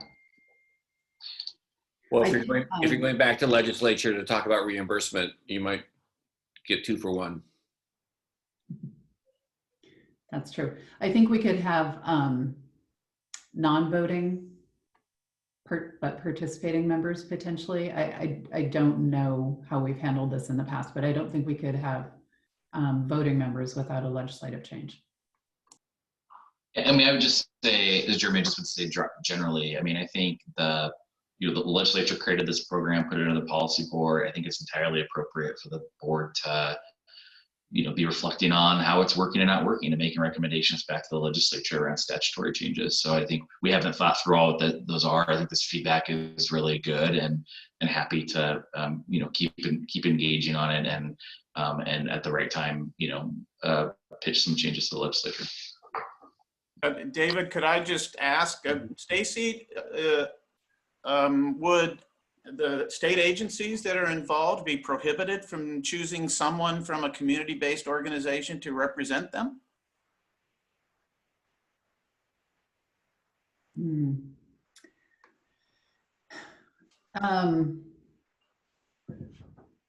I do not know the answer to that. I think that would be a bit unusual. I'm looking to Jeremy and Trilby for your thoughts on that. Hi, this is Trilby. I would just agree that that would be a bit unusual, but it is a creative idea that we should investigate. I think we really need to take on this next phase of exploring what the statutory changes might be that the board might want to recommend. And you all have given us a really good sense of what direction to take that. We want to see more specificity in seats that would incorporate some of these community voices, and also explore the parameters of the existing language to see what freedom agencies might have to diversify their representatives. Today's presentation is really more just about getting that rotational structure in place so that we can make sure we have a functioning board, or sorry, a functioning committee in the meantime, but we definitely plan to come back to you with more recommendations on the steps we're taking to diversify the membership. So I think we need to give this a little more thought and then come back to you on it. And I would also say that we are setting up the work group internally that's going to be looking at all of the board committees. And so they'll be looking at exactly these types of issues. What are the legislative barriers? What are the strategies for taking those on? And we're really looking forward to engaging those of you that offered to work with us on that. And we'll get a lot more specific about those strategies. Thank you. With that discussion in mind, do we have a motion to approve the rotational structure as proposed? I'd like to so move. Do we have a second? Second. Any discussion? Motion. I'd like the motion to include this latter part that Trilby just generously supported, so that that caveat is also captured in the motion, if that's possible. Okay. Thanks. Any concerns, or we'll include that? All in favor? Aye. Aye. Aye. Any opposed? Any abstain? Great. Stacy, John, thank you for being very responsive to the board's questions and concerns. I appreciate the progress. I also appreciate the discussion, and congratulations on the step forward. We look forward to following your good work going forward. So with that in mind, it's time for a break. We'll take a 10-minute break. We'll come back at 10:36. So see you all at 10:36. Take care. Okay. Welcome back. Good to see you. Good to be here. Sorry I wasn't able to be at the beginning. No worries. All right. Well, we're reconvening the November meeting of the Oregon Health Policy Board. And as you remember, at our October meeting, Leanne Johnson, the OHA's Office of Equity Inclusion Director, led a discussion regarding the health equities letter to the board, putting forth health equity recommendations regarding racism as a public health crisis, as well as community engagement and equity action plan. That was a brief introduction to this concept, so the board could review that letter in more detail and then follow up with the discussion today. That will include presentations from the chairs of the Health Equity Committee, Kate Wells and Derek DeVivier, as well as discussions from the Public Health Advisory Board from Kara Biddlecom and Rebecca Teal. So we look forward to a more detailed, in-depth discussion today regarding these important, this important issue to advance equity, as well as sort of some crosstalk and deliberation between the Health Equity Committee and the Public Health Advisory Board. And I'll hand it over to Jeremy, who will further introduce the topic. Thanks, Chair Bangsberg. And just to build a little bit more on kind of where we are in the process, I think we've this has been in a good way a different process than I think that the board has engaged in the past, where often they are chartering a committee with some specific deliverable, and the board sort of went at the opposite direction on this, and heard a lot of public comment, and then asked for the Health Equity Committee to come up with some recommendations for the board to consider. And so that's what you heard last month, as well as they asked the Public Health Advisory Board to also review those recommendations and weigh in. So this is sort of the culmination of several months of community feedback, as well as a couple iterations of input from your committees. Why don't we go ahead and go to the slide, and we're going to hear from the chairs of both the HEC and FAB, but ultimately where we want to get to is a discussion and some consensus among the board around where do you want to go with these recommendations, and ultimately we'll be hoping to get to the point of a vote on how you move forward.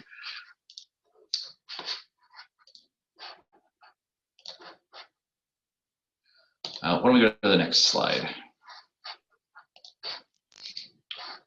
So we will, first I'm going to do a quick summary of the health equity recommendations, a reminder what you heard last month.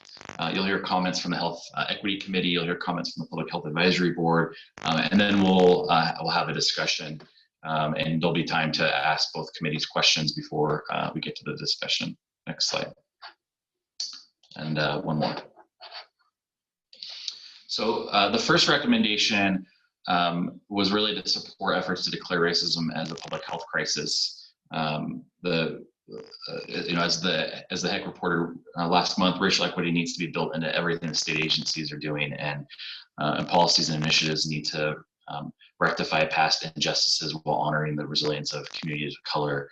That was reported in the State Health Improvement Plan, and moving towards supporting efforts to declare racism as a public health crisis would really put some emphasis behind doing that, that rectifying past injustices. Next slide.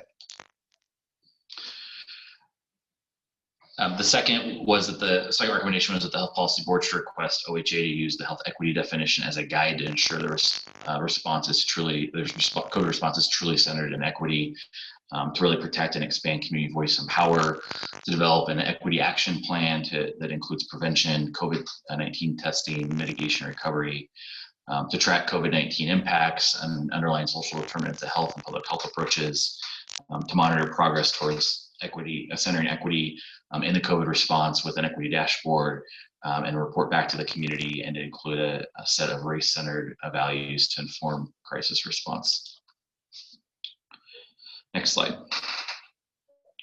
And finally, the third recommendation was to invite testimony from Latinx communities and older Oregonians in particular, as well as LGBTQ, Black, Indigenous communities. Next slide. So next up, we're going to move now to hearing from Kate and Derek, the co-chairs of the Health Equity Committee. Like I said, there'll then be some time for some question after hearing from them, and then we'll go into talking with FAB co-chairs. So at this point, I'm going to turn it over to Kate and Derek.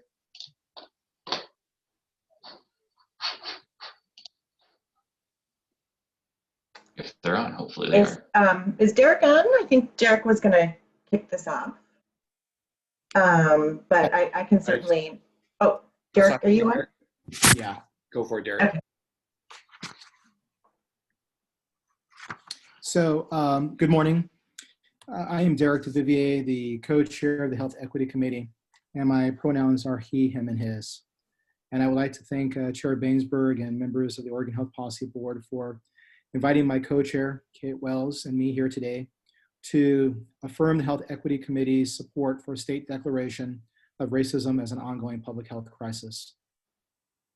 For the record, the purpose of the Health Equity Committee is to coordinate and develop policy that proactively promotes the elimination of health inequities and the achievement of health equity for all people in Oregon. The committee has a responsibility to review health policy and lead efforts to develop best practice policies which improve health equity. During the exercise of this responsibility, the Health Equity Committee has listened to stories from many community members representing communities of color. Time and time again, they have recounted how systemic barriers and discrimination, primarily attributed to systemic racism, have impeded their ability to achieve health. To that end, the Health Equity Committee endorses a state declaration of racism as an ongoing public health crisis. Doing so would put us in the company over 120 city and county level resolutions passed across the United States. It would also reflect the urgency of the matter as detailed in numerous position statements by organizations like the American Public Health Association, whose director on May 29th, 2020, issued a written statement entitled, quote, "Racism is an ongoing public health crisis that needs our attention now." Or the American Academy of Pediatrics, which stated that it is committed to addressing the factors that affect child and adolescent health with a focus on issues that may leave some children more vulnerable than others.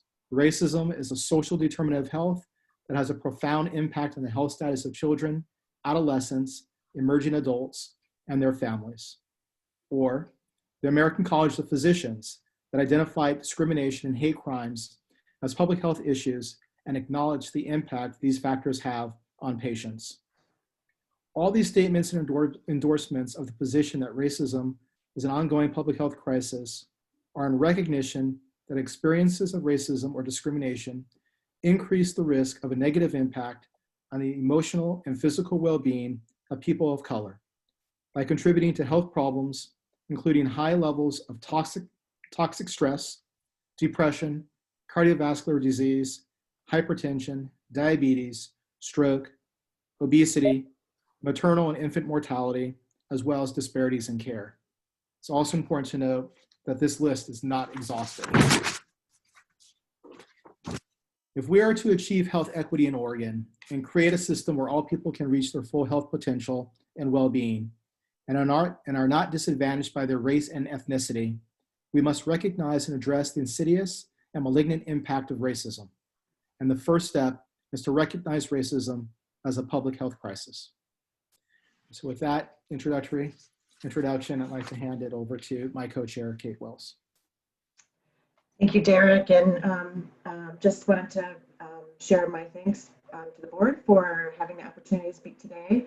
I was just going to give a quick overview of what some of the other research that has been done on what other states are doing in this space.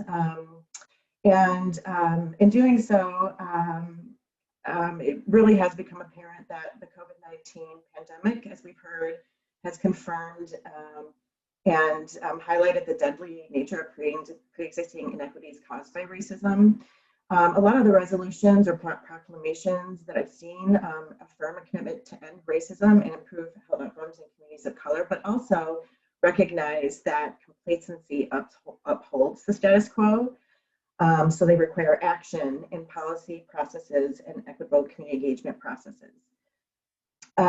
There has been movement at the state legislative level with resolutions and or executive directives that have been passed in Minnesota, Michigan, and Nevada. Similar legislation is pending in Arizona, California, Michigan, New Jersey, and Ohio. In addition to state level action, over 120 city and council resolutions have been passed across the United States. Next slide, please. So I just thought I would share what Michigan is doing. They have put, from what I've seen, a lot more action and accountability and authority behind their resolution. So the Senate currently has a concurrent resolution that is pending. But Governor Gretchen Whitmer issued an executive directive on August 5th, 2020, that looks at some key areas that will be required going forward. And so some of these key areas are ongoing and enhanced analysis of all available data. So they will look at how racial disparities in societal, economic, environmental, and behavioral factors intersect to affect resources that promote good health. And then, so this would be kind of cross-sector data. Also look at how violence and racism are related and the impact of violence on health. Policy and planning, so that it's requiring a detailed state plan to eliminate the root causes of inequities that lead to health disparities, as well as directing direct service programs and services that will address the negative impact that racial inequities have had on populations, as well as programs that empower communities to tackle through the resiliency systemic barriers. Next slide, please. Engagement, communication, and advocacy. And this is really looking at engaging historically marginalized communities to develop solutions. They have directed the convening of a Black Leadership Advisory Council. Also looking at improving preventive care and addressing inequities in healthcare through culturally and linguistically appropriate services, as well as advocacy at the state and federal level for policies and funding opportunities that directly combat systemic racism. Training is another big part of this directive. So it's requiring implicit bias training for all departments and autonomous agencies. And then just a little more on the Black Leadership Advisory Council. It will look at developing, reviewing, and recommending to the governor policies and actions designed to eradicate and prevent discrimination and racial inequity in the state across all sectors. It'll identify state laws or gaps in state law that create or perpetuate inequities with the goal of promoting economic growth and wealth equity for the Black community. It will serve as a resource for community groups on issues, programs, sources of funding, and compliance requirements within the state government to benefit and advance the interests of the Black community. Next slide, please. That is the quick overview. Thank you.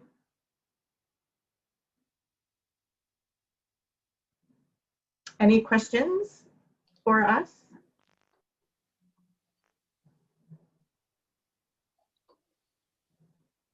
Any questions or discussions by the board? This is Brenda. I have a question. Thank Go ahead, you. Brenda. Again, I cannot commend this committee highly enough for the work. I'm recalling the framework that you helped us understand and develop around health equity, the framework that starts the far left upstream box around discriminatory beliefs and institutional power. And as that moves downstream into things that we're seeing, you know, as evidenced by COVID and other disruptions in communities, not the least of which are recent fires, and how it's impacted marginalized populations. So again, thank you for the framework. It reminds me where we're actually doing some of the heaviest lifting, and today's presentation and the action that's before the board actually speaks to that as well.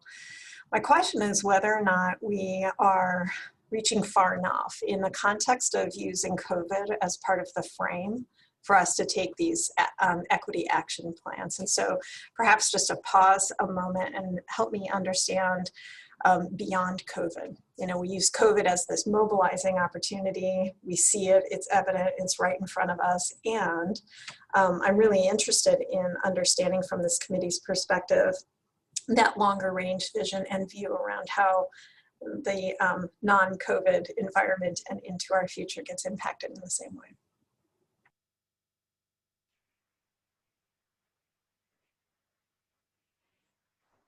That's a great question. I think the basis of the recommendation, and Derek, please chime in, is reaching beyond COVID. It's the recognition that these disparities have existed and have been compounded over 400 years, and that, you know, COVID has been sort of a highly visible beacon of what has been existing for a long time. And so I think the recommendations that we're bringing forward would really extend beyond just the imminent crisis that we're in, and really look at long-term policies that can start to rebuild and rectify where those inequities are occurring, and it would be across all sectors.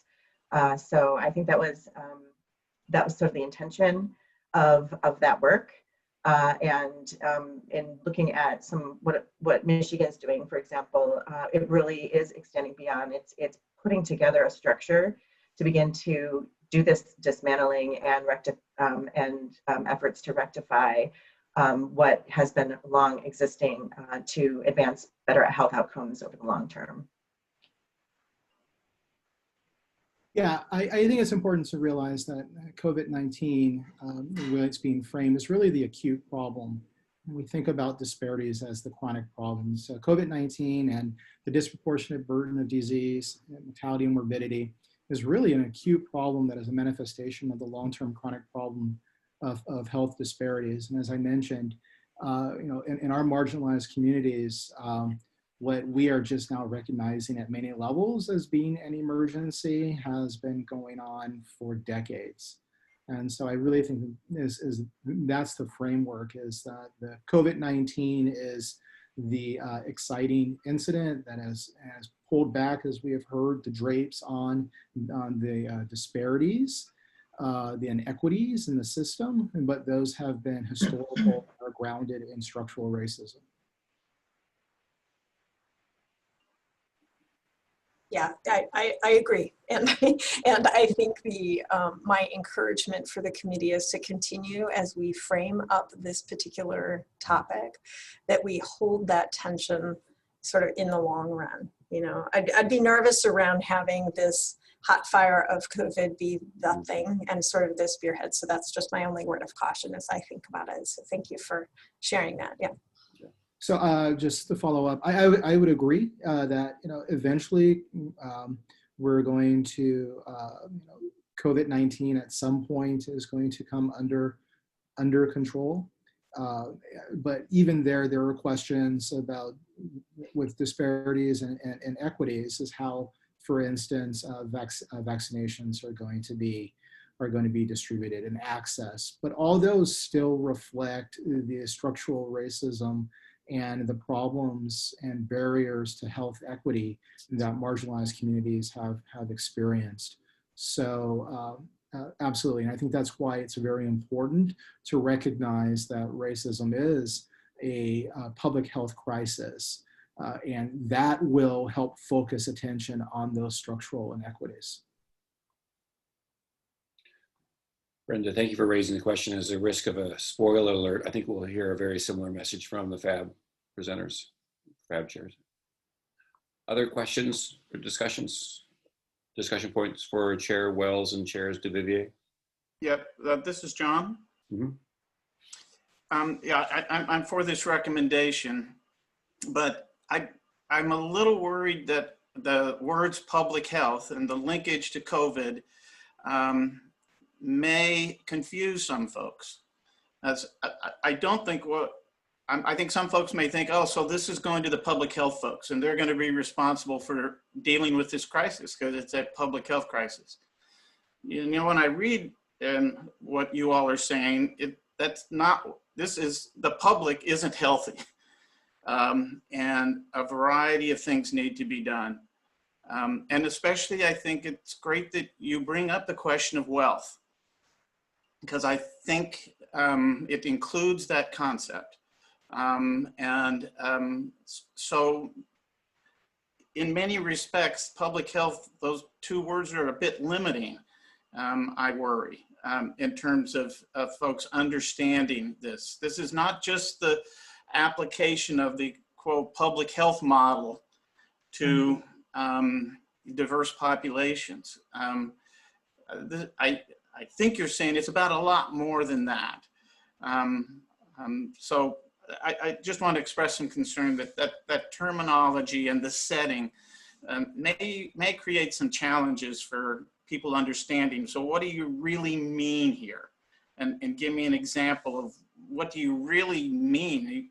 Is COVID really affecting the wealth of diverse populations, and we can do something about that? And what will we do about that because of this? So thank you for your work and for coming. I thought that was a really insightful question and remark. And I agree with you. It does tend to limit or silo. It could have the threat of limiting or siloing the work. So I think that's a good discussion to be having. In fact, you know, racism and structural racism also has other impacts on our community. It has an economic impact because of there are wealth disparities and inequities that are occurring. It has a health impact beyond COVID. It also has an impact on community safety, education levels. So it is very wide ranging. So I just really appreciated that comment, and perhaps some discussion on that is worthwhile and timely. And, you know, I have more of just a comment. And so, you know, I think, you know, clearly there's an opportunity to really define why it's being raised that racism is a public health crisis. And, you know, I just, you know, my hope recommendation is that we really learn from the lessons that we're seeing here, because, you know, as it's been stated, these issues were just as significant and evident pre-COVID. However, there were some that just maybe didn't see, you know, and so really, how do we, you know, move forward from the lesson learned of not overlooking what was already brought forward. And so, you know, I just think that those two key things are important. And I always say this, and while we are taking time to be intentional, to think about a strategy that reduces disparities and dismantles institutionalized racism, so while we take the time to do that, there are people that continue to be impacted, and there are folks that continue to suffer. And so I think it's important to kind of hold those two realizations forward as we think about kind of the approach moving forward. So thank you.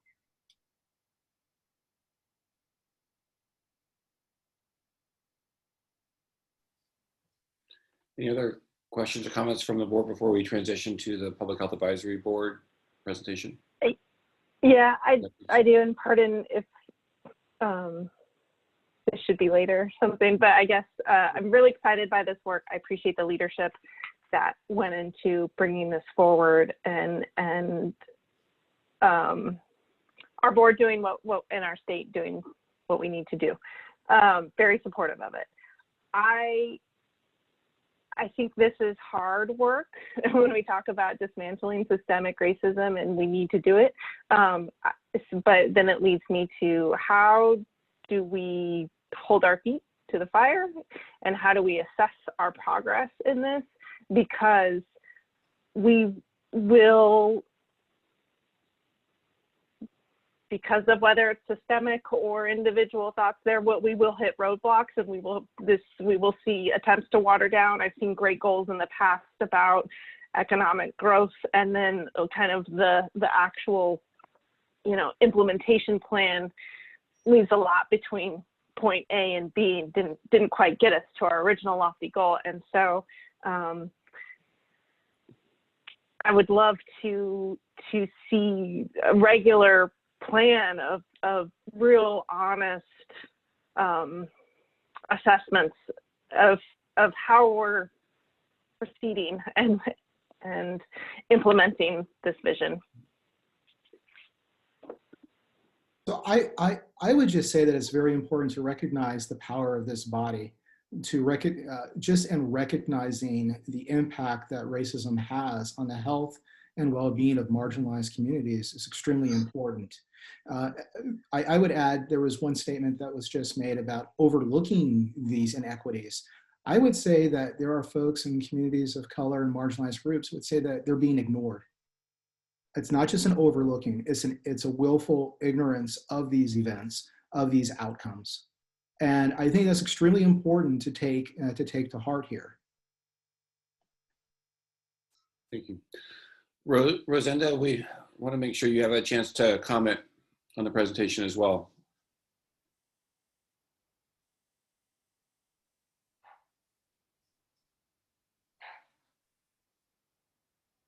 Can you hear me? Yes, there we go. Oh, all righty. Well, I guess I've kind of got a different perspective than some of the Health Equity Committee people and the Oregon Health Policy Board. I'm supposed to be the liaison on this committee, but it hasn't worked out too well. And so I know that I was involved in the start quite a bit. And I know that when we were going over all of these things that we wanted to include in the health equity definition, that there were just a whole number of things, from disabilities to gender identity. I think everybody remembers them. And race was one of them. And it wasn't the main one, it was just one of the parts of it. But somewhere along the way now, it's gotten to be it's the crisis. And when we were working on these things to include in that definition, which it took a long time, and finally it was approved. And so now it's the definition. And but now I see we're pulling racism as the crisis. And to me, I don't know, I had thought that we had a lot of these health inequities and these disparities and everything that goes into not getting your fair shake of something. And is it that we are now wanting to say, well, racism's the main one and everything comes from that? Or what? Maybe I'm missing the boat somewhere, but those are my thoughts. And I just really am kind of concerned, that I don't know, about this crisis business, but I keep hearing everybody so enthused about it, and praising the committee and so forth. We haven't heard from John and his group yet, but I suppose that's coming. But that's my feelings. I guess I'm just not all on board on this. And maybe between now and when we vote, someone will come up with something that'll change my mind. But as of now, you know, to me, these are health equity is, you know, is something that we started out with, and then race now is pulled out. And maybe it's because of the clamor in the United States and everything, and we're all wanting to get on board, and we see and hear from everybody. Well, you know, you folks all know I'm American Indian, and I've been, you know, under this for longer than probably any other race since we've been here first and all that. So, but anyhow, those are my thoughts. So you guys can take it or leave it. Thank you. Thank you for sharing your thoughts, Rosenda. Kate, Derek, any comments?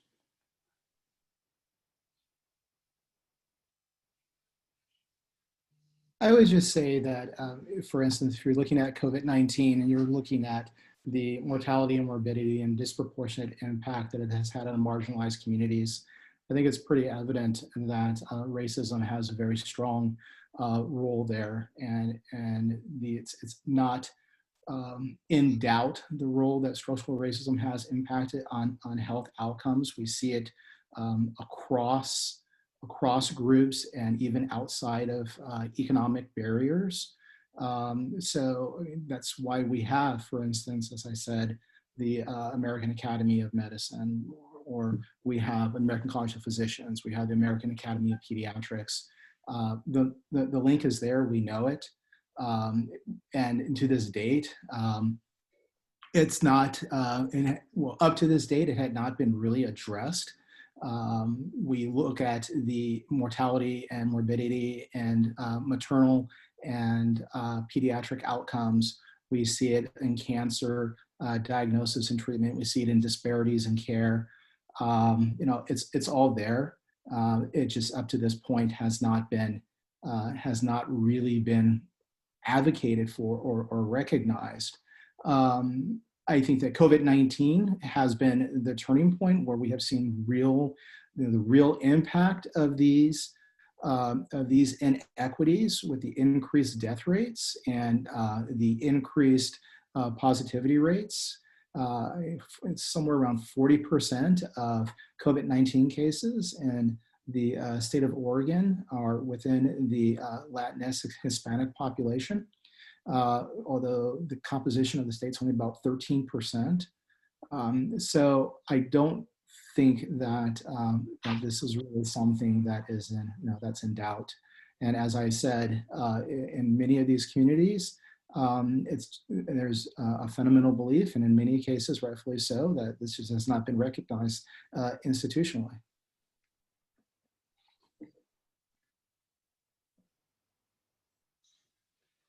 And this is Leanne. I would thank you for the observation, and I would also add that we can elevate, amplify, and escalate activity around anti-racism, and it still does not have to be at the exclusion of other communities. It's not an either-or proposition.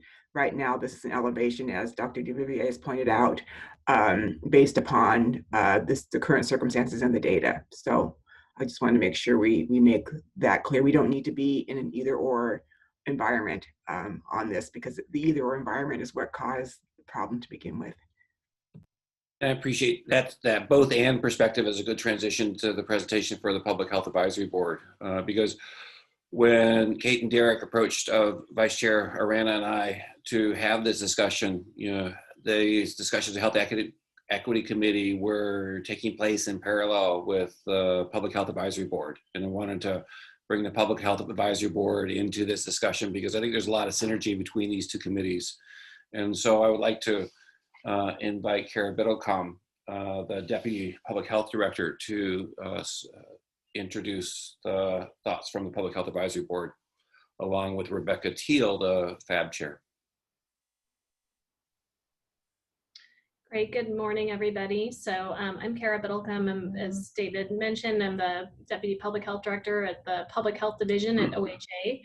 And I'm staff to the Public Health Advisory Board. I am going to be co-presenting this morning with Rebecca Teal. So Rebecca, would you like to introduce yourself now as well? Sure. Good morning, everyone. This is Rebecca Teal. I'm the chair of the Public Health Advisory Board. I fill the seat of a healthcare representative that's not a coordinated care organization. Kara will talk a little bit about our makeup, but thank you for inviting us today. I'm happy to be here. Okay, so I think we just wanted to start this morning by sharing gratitude on behalf of the Public Health Advisory Board for the Health Equity Committee as a whole and for preparing the letter that did go to the Health Policy Board. We're thankful for this time this morning, and I think what's important to share from the FAB perspective is we hope that this will be an ongoing shared conversation because I think we're working towards the same goals as a health system. And so this is sort of hopefully trying to tee that up and sort of share with you all where the Public Health Advisory Board is coming from. But we would like this to not be kind of a one conversation, but an ongoing conversation. So next slide, please.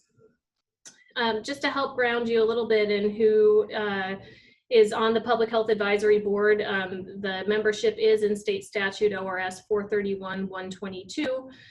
You'll see primarily individuals with a public health and healthcare system background, and we are a fairly large board. We have 17 official positions on the board. Next slide, please. So wanted to share with you a little bit about some of the work that the Public Health Advisory Board has been doing around health equity, again, just for some context and ongoing work together.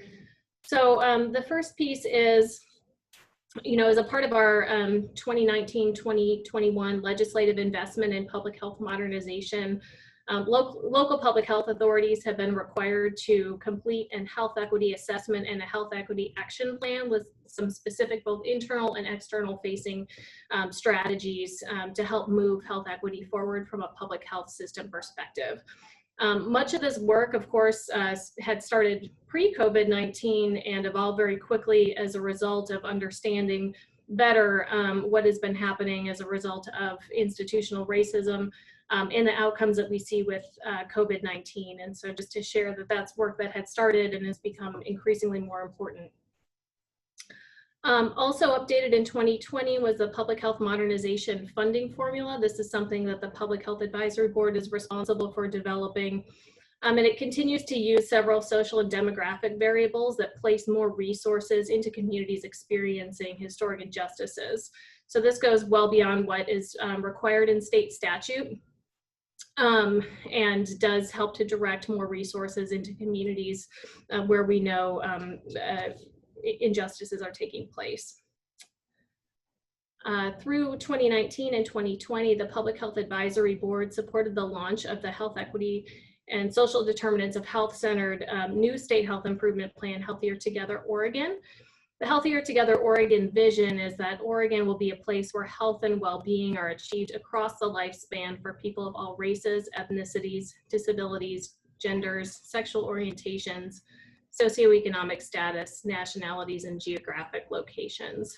So this was one topic that, as Chair Teal and I talk a little bit more with you this morning, was really central, I think, to the Public Health Advisory Board's conversation about the letter from the Health Equity Committee. So how do we take the direct impacts of COVID-19 and look a little bit more broadly about what is going to be to come in terms of the social and economic impacts of this pandemic, particularly again to communities experiencing racism and injustice. Actually, just a couple of weeks ago at the October Public Health Advisory Board meeting, the board updated its health equity review policy and procedure. Prior to doing so, we did bring that to the last Health Equity Committee meeting as well. This is actually some work that the FAB had developed back in 2017 and it did some work to update first by grounding the health equity review policy and procedure in the Oregon Health Policy Board definition of health equity, and then also made an explicit commitment for the public health system to lead with race.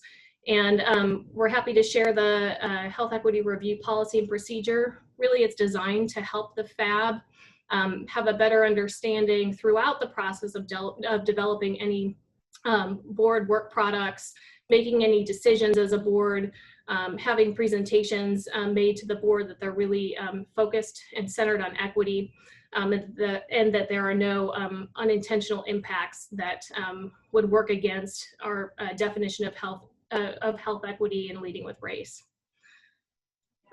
Also to note with you that we do have some work coming forward in 2021 to update the public health accountability metrics. In the past, with our previous state health improvement plan, we were really able to line this work up well with coordinated care organization accountability metrics and early learning metrics. We'll be able to now look a little bit, I think, more upstream, particularly now that we have Healthier Together Oregon as a framework. So that's exciting work that the FAB will be embarking on in 2021. And I think the last thing I would mention is that the board itself has been doing some ongoing work to promote its own learning, really the hard work that comes with having a better understanding of racial equity. And this includes in the last year, participation in the Fair Housing Council of Oregon's historic bus tour around the Portland area, and some facilitated discussions about Oregon's specific history of systemic racism. So these opportunities have been really critical to board members' understanding of really the historical impacts of racial injustice, as well as being able to apply more of an anti-racism and anti-oppression frame to their roles as members. Next slide, please. So going back to the conversation that the Health Equity Committee raised around declaring racism a public health crisis, just want to be very clear that the Public Health Advisory Board supports declaring racism a public health crisis.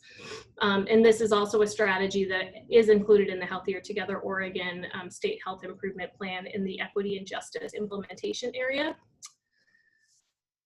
So I think the only other piece that I would the only other thing that I would add on declaring racism a public health crisis, and I think it's kind of back to the conversation that you all just had, which is looking at the impacts of racism on health outcomes and thinking about the work that needs to be done to undo that is perhaps beyond health as well, right? So there are things that we need to be doing as a health system, and then there are also things that we need to be doing with other sectors. So that was part of the conversation with the Public Health Advisory Board as well. Next slide. And, oh, sorry, the previous slide we didn't quite get to yet. Okay, and I think Rebecca was going to cover this one. Yes, thank you. And just to sort of follow up on the last slide around declaring public health, declaring racism a public health crisis, you know, the FAB talked a lot about this as wanting to ensure that a declaration of sorts isn't sort of an empty statement and that there's action that comes behind it. So really interested in continuing to talk with the Health Policy Board and the Health Equity Committee about what that action could look like. And then, you know, to sort of answer the question before about, well, what does that mean? You know, I think there's some work that needs to be done around what a public health approach is to a complex problem. I think there's some, you know, just public messaging around what is public health, what is the role of public health. And so, you know, my view of it is that really tackling racism with the tools that the public health practice provides is sort of what I see. And then again, looking for what are the tangible actions that will come out of that.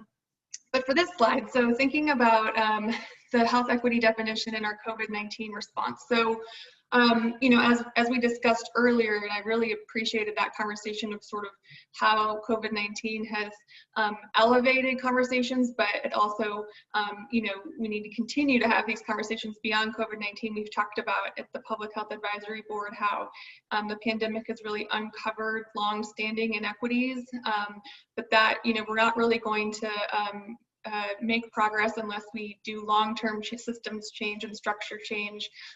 Inequities will continue to be perpetuated elsewhere within the health system, not just within a sort of infectious disease response. And so lots of work to do. But in terms of sort of responding to the Health Equity Committee's letter and thinking about COVID-19, we've talked about some specific commitments that can be made as part of the response.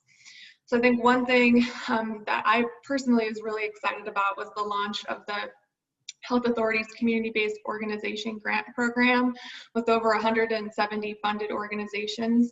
The intention of these not only to deliver work and do community outreach, but to really start building that trust with community organizations to deliver COVID-19 messaging and do some true community engagement, hopefully beyond the pandemic, thinking about how we can work with trusted partners and messengers as part of the public health system, ongoing, not just sort of when we need them. And so I'm really excited about thinking about community partners, out as being a part of the public health system, sort of outside of government roles. So I'm really excited about that work.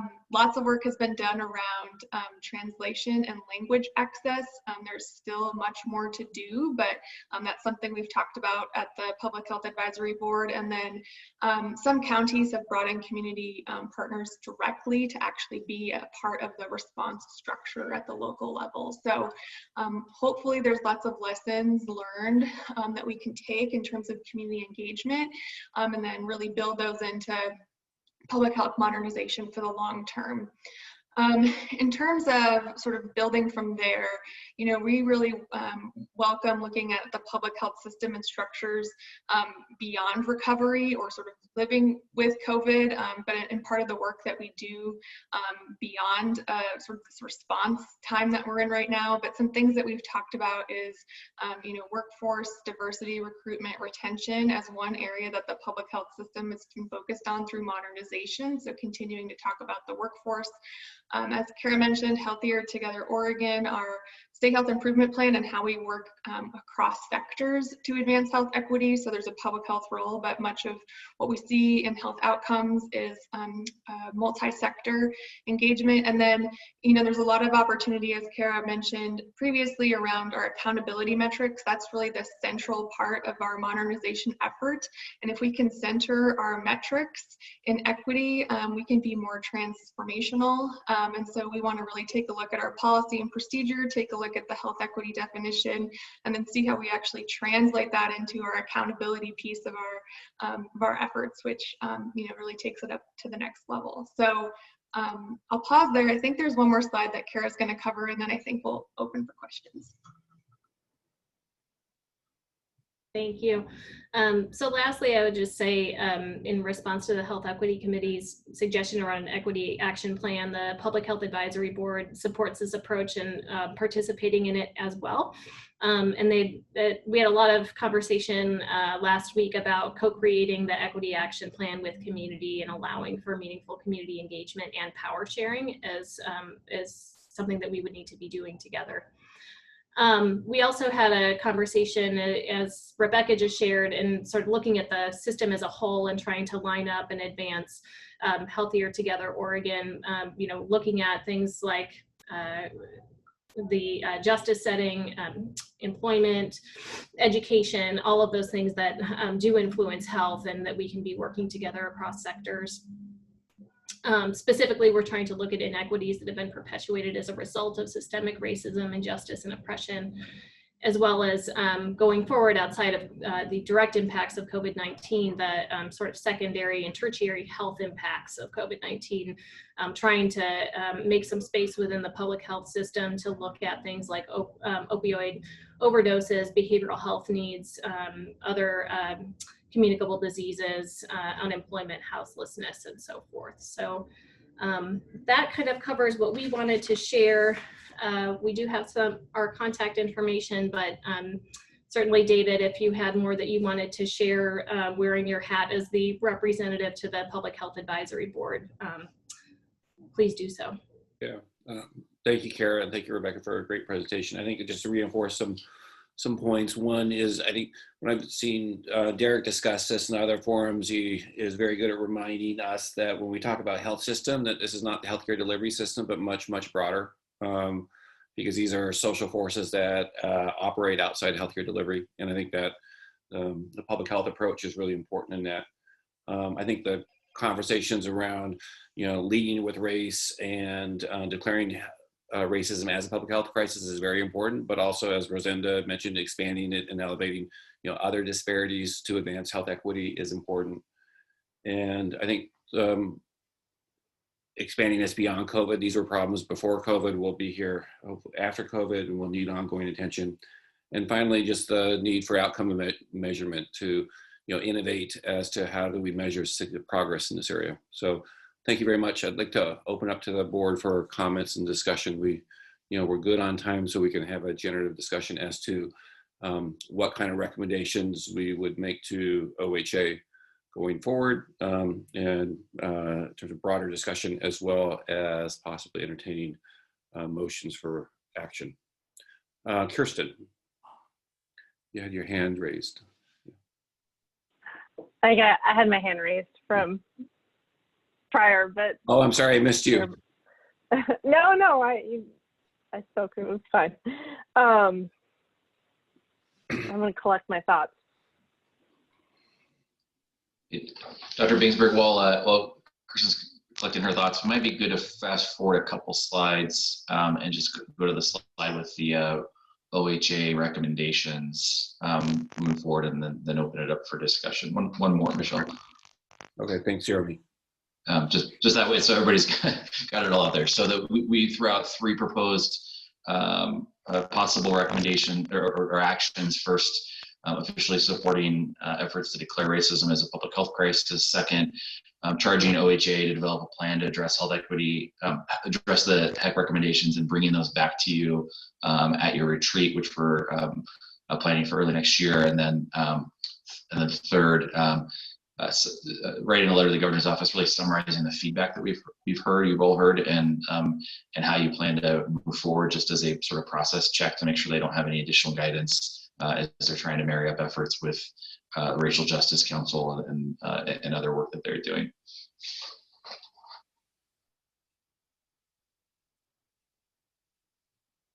Thank you, Jeremy, for tying it together like that. Kirsten? Sure. I appreciated the presentation and the work that went into it. And I also want to mention the kind of, I thought of it as my homework that we were asked to do beforehand, that was very helpful from staff, of like, please read this and answer these questions and give this some thought. So I just wanted to highlight that as a helpful digestion point.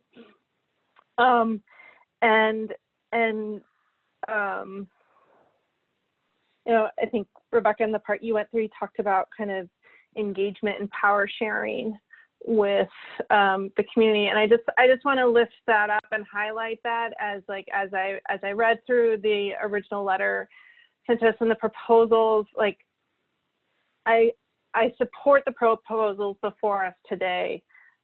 My concern and hesitancy around them is that it goes beyond words and that we don't, because I think that is damaging.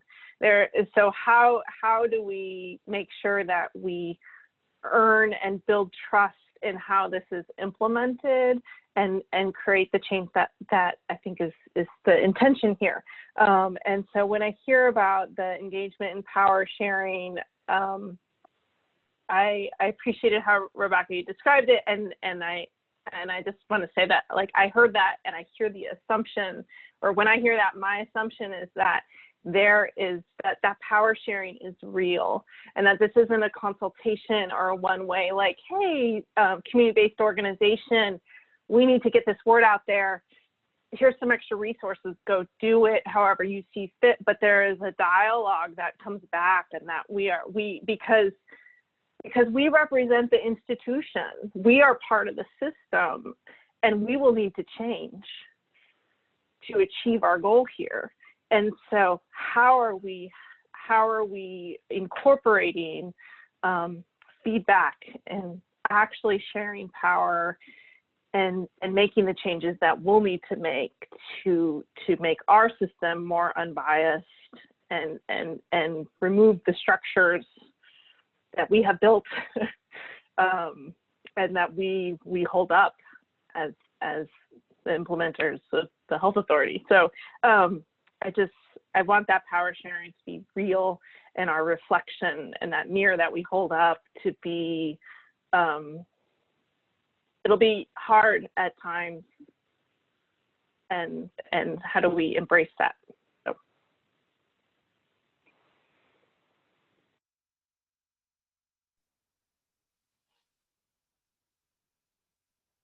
So I just want to say I really appreciate the presentation and the work both from the HEC committee and the FAB. We talk a lot about alignment and coordination and making sure that we're all kind of working towards a shared goal and vision. And it's certainly taken us a while to get here, but I'm really happy to see us get to this point where it does seem like we're moving a little bit more in alignment as we go forward. As we sort of consider kind of adopting some of these actions and voting on these actions, I'd love to sort of make a little bit of a friendly amendment on action item number 2, which is to charge OHA leadership with developing a plan to address the HEC recommendations.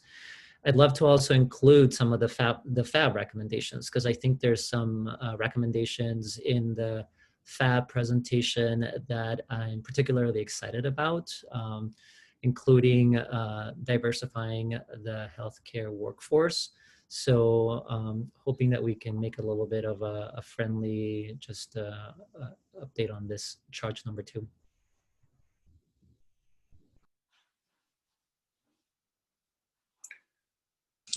I'd also like to just weigh in on charge number 2 and preparation for our retreat. And I just keep getting stuck on this most upstream box on our health equity framework around discriminatory beliefs.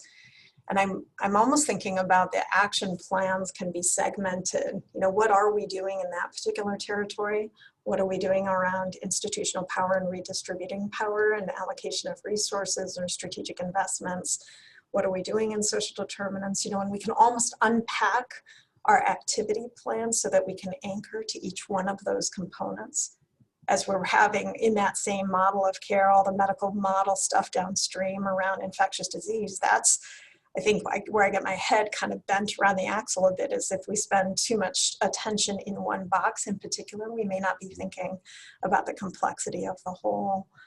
I also really want to compliment Resenda around the notion of where are we leading with race, where are we not leading with race, what are the logic models behind that. I think the FAB has done a lot of work having those conversations, and I'm not sure our board necessarily has. I'm sure the Health Equity Committee has as well. And so I know that that's a question that often comes up in space, so I wanted to make sure that we've got some anchored time to spend to that one question.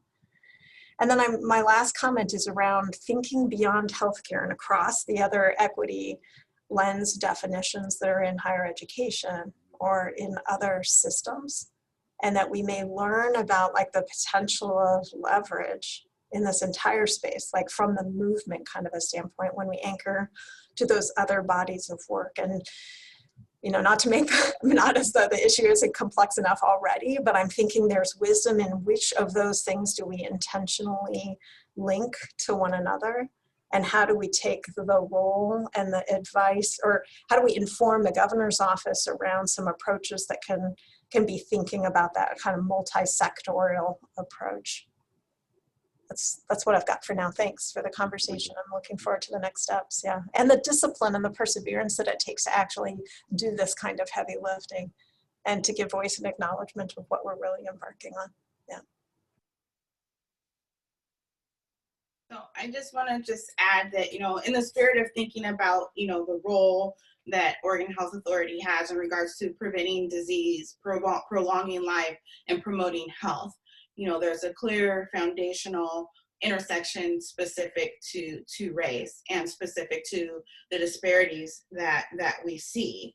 And so, you know, looking at just kind of the proposed action, you know, just overall globally with some of the recommended amendments, you know, I'm in favor of them, and I'll just say that. You know, I think that this work is ever evolving, and you know, my concern is that we will want to, you know, we become impaired or immobilized in being able to move something forward until we have something spelled out to a T, which could take 6 months to 3 years. Thus, we don't see any action. And what we know about this work is that it's continuous, and we have to continue to go and look and evaluate and, you know, amend accordingly, and also in real time. So those are my thoughts. Thank you. Thank you, Ebony. Rosenda, I saw your box light up. Oh, I must have accidentally pushed it. I have nothing to say. Okay.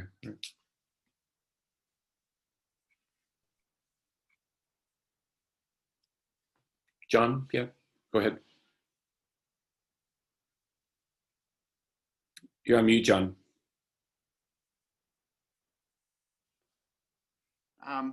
Yeah, a couple comments again, I think related to and I think consistent with some of the comments that have gone before. I mean, I would like to especially see how OHA can facilitate communication about this and action with the private organizations that it works with. Obviously the CCOs, but in a variety of ways, OHA relates to many other private organizations who have a lot of authority, a lot of power, a lot of wealth, and could make major changes here. You know, it concerns me, for example, that some workers' compensation companies are covering exposure to COVID by certain classes of employees as presumptive. They assume that they got it at work, while other workers' compensation and other employers aren't doing that. I think that could have big implications downstream, and not just to health, but to the wealth of folks suffering from COVID.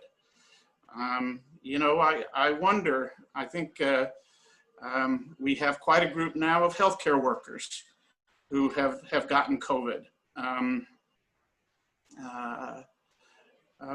Digging deeper into that data, you know, what's the makeup of those folks who have gotten COVID?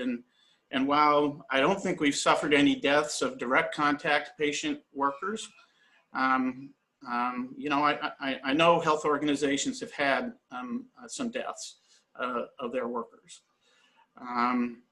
So I just like it, this is about more than OHA. And I think OHA can have an effect beyond the CCOs and all to explain our concerns and our hopes for what private organizations will do.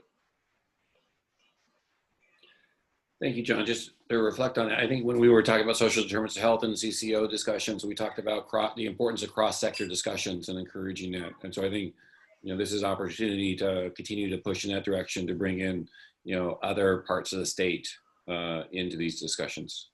Right. I mean, workers' compensation is a good example. I mean, the CCOs have to coordinate with workers' comp folks. When it's workers' comp, it's there on them. That means there's a relationship there. And now with COVID, COVID's in play there. And so I think these issues are in play. So we're all connected, you know? Yeah, I think Brenda mentioned the education system, and obviously we need to highlight the criminal justice system, and, you know, as a, you know, major force that major barrier to achieving health equity, as well as housing and food insecurity and all the other things we have discussed.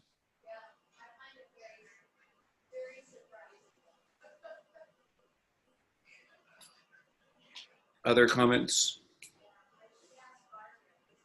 Just quick note, I think I saw a note from Julie Johnson, who may not be here anymore, that the Health Equity Committee's recommendation number 3 doesn't include tribal communities.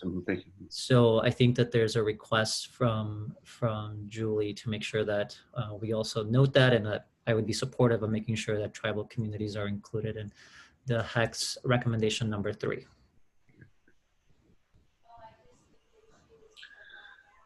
So I think OHA is looking for some guidance from us to request action in the form of a vote, a motion for action and a vote on some of these questions or issues that have been raised. Yeah, and I could just clarify for a moment here, Dr. Bainsberg, that the slide that Jeremy had up during his comments proposes some action, and we've had a rich conversation here that I think in many ways has been guidance for us if in fact you do ask us to come back with a plan for addressing the HEC recommendations. Thanks, Michelle. This is the very, yes. Yes. And I also heard a friendly amendment from Oscar to change charge number 2 to encompass not just a plan to address the HEC recommendations, but a plan to address the HEC and the FAB recommendations. So what I might suggest is that we look for a motion for action on these 3 items with Oscar's friendly amendment, and see if there is support, unless folks have some other amendments or some other action they would rather motion.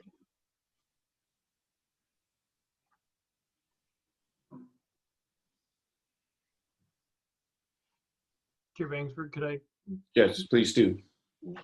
One thing I'm struggling a little bit with trying to think through is how to interface this work with the work that's emerging out of the governor's office through the Racial Justice Council, and particularly the health equity work there. And these are all a little bit kind of not quite parallel, not quite perpendicular tracks.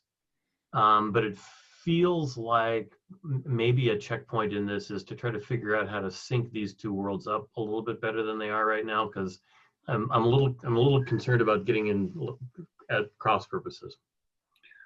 Well, I think we had a process where, I mean, FAB and Health Equity Committee were having these discussions in parallel, and we brought the 2 committees together. I think it was very generative, and that circulating up to Oregon Health Policy Board. Do we then bring this discussion to the other discussion you referenced to? And what is the format for that? Yeah, and it's that last part that I don't know that I have a good suggestion for, but directionally, I think that's right. Director Allen, I think that the purpose of action number 3 is to try to do some of that, actually, to try to make sure that we are in alignment with some of the other conversations that are happening, outside of OHA potentially, particularly around the Racial Justice Council. So our hopes is that this letter will sort of, make sure that there is that alignment that's happening with other initiatives that are happening under the governor's direction.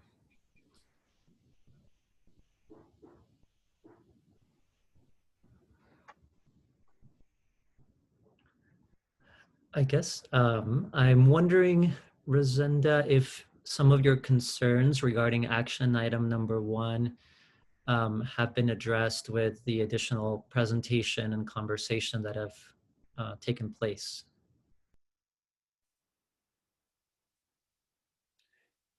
And just to summarize, I think the position of the FAB is the FAB, consistent with American Public Health Association, does support declaring racism as a public health crisis, and also acknowledges the broader definition of inequity, that inequity needs to attend to gender and age and role and other sources of inequity.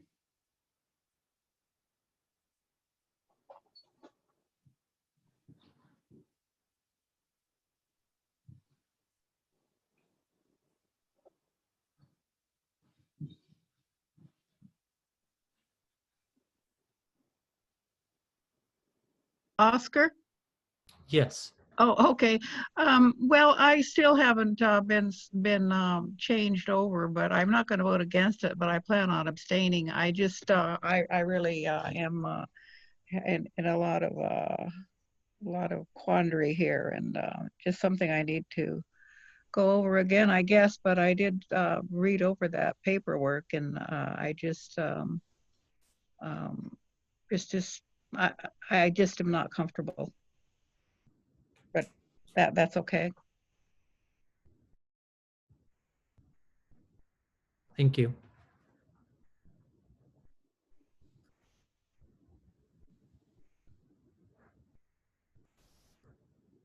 So should we take these one at a time?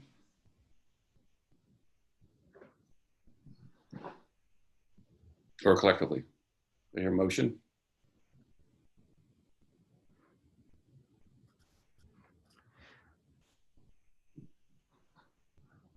I think collectively, probably, if we feel like we have enough support, might be a good idea, unless there's anybody else that has any other concerns. With the amendments that will be outlined. Yeah. All right, I will make a motion to adopt the proposed actions with the friendly amendments that have been communicated. I'll second it. Any further discussion? All in favor say aye. Aye. Aye. Aye. Any opposed? Any abstained? Aye. Motion passes. Thank you all for a very generative discussion. We look forward to continuing this conversation during our retreat. I think it's given us some, really important work to do and guidance for OHA. We look forward to making progress on this. Do we have any, Steph, do we have any public comment? No, not. We haven't gotten anything. Okay. All right. Any other closing comments before we bring this meeting to a close? David? Yes, John? Yeah, well, I see Director Allen's November message. And especially on a day like today, I just want to say how great it is to see leadership communications that show empathy and humility. There's no substitute for empathy. Today especially, it's great to get that message. Thank you, Pat. Thank you. Well, any other comments that board members would like to share? Well, with that, I'd like to thank you for your time, bringing your expertise here for this generative discussion. Really appreciate the good work of the Oregon Health Authority in advancing our collective goals and work and the contributions of each of the board members. We will reconvene at 8:30 a.m. for December 1st for our next board meeting for our final board meeting of 2020. We also have a series of webinars. I know several of the board members have attended the webinars. These are really high quality events put on by Oregon Health Authority. We'll have a webinar on November 10th and 17th on Sustainable Care Cost Growth Target Implementation Committee's recommendations. We look forward to that discussion and really appreciate that opportunity. These webinars are also held by Zoom, so please continue. We thank OHA for putting this together and encourage you all to participate. Again, make sure your ballots are dropped off at the local drop box near you. You can find those addresses on the website. Thank you very much. Look forward to seeing you all next month. Bye.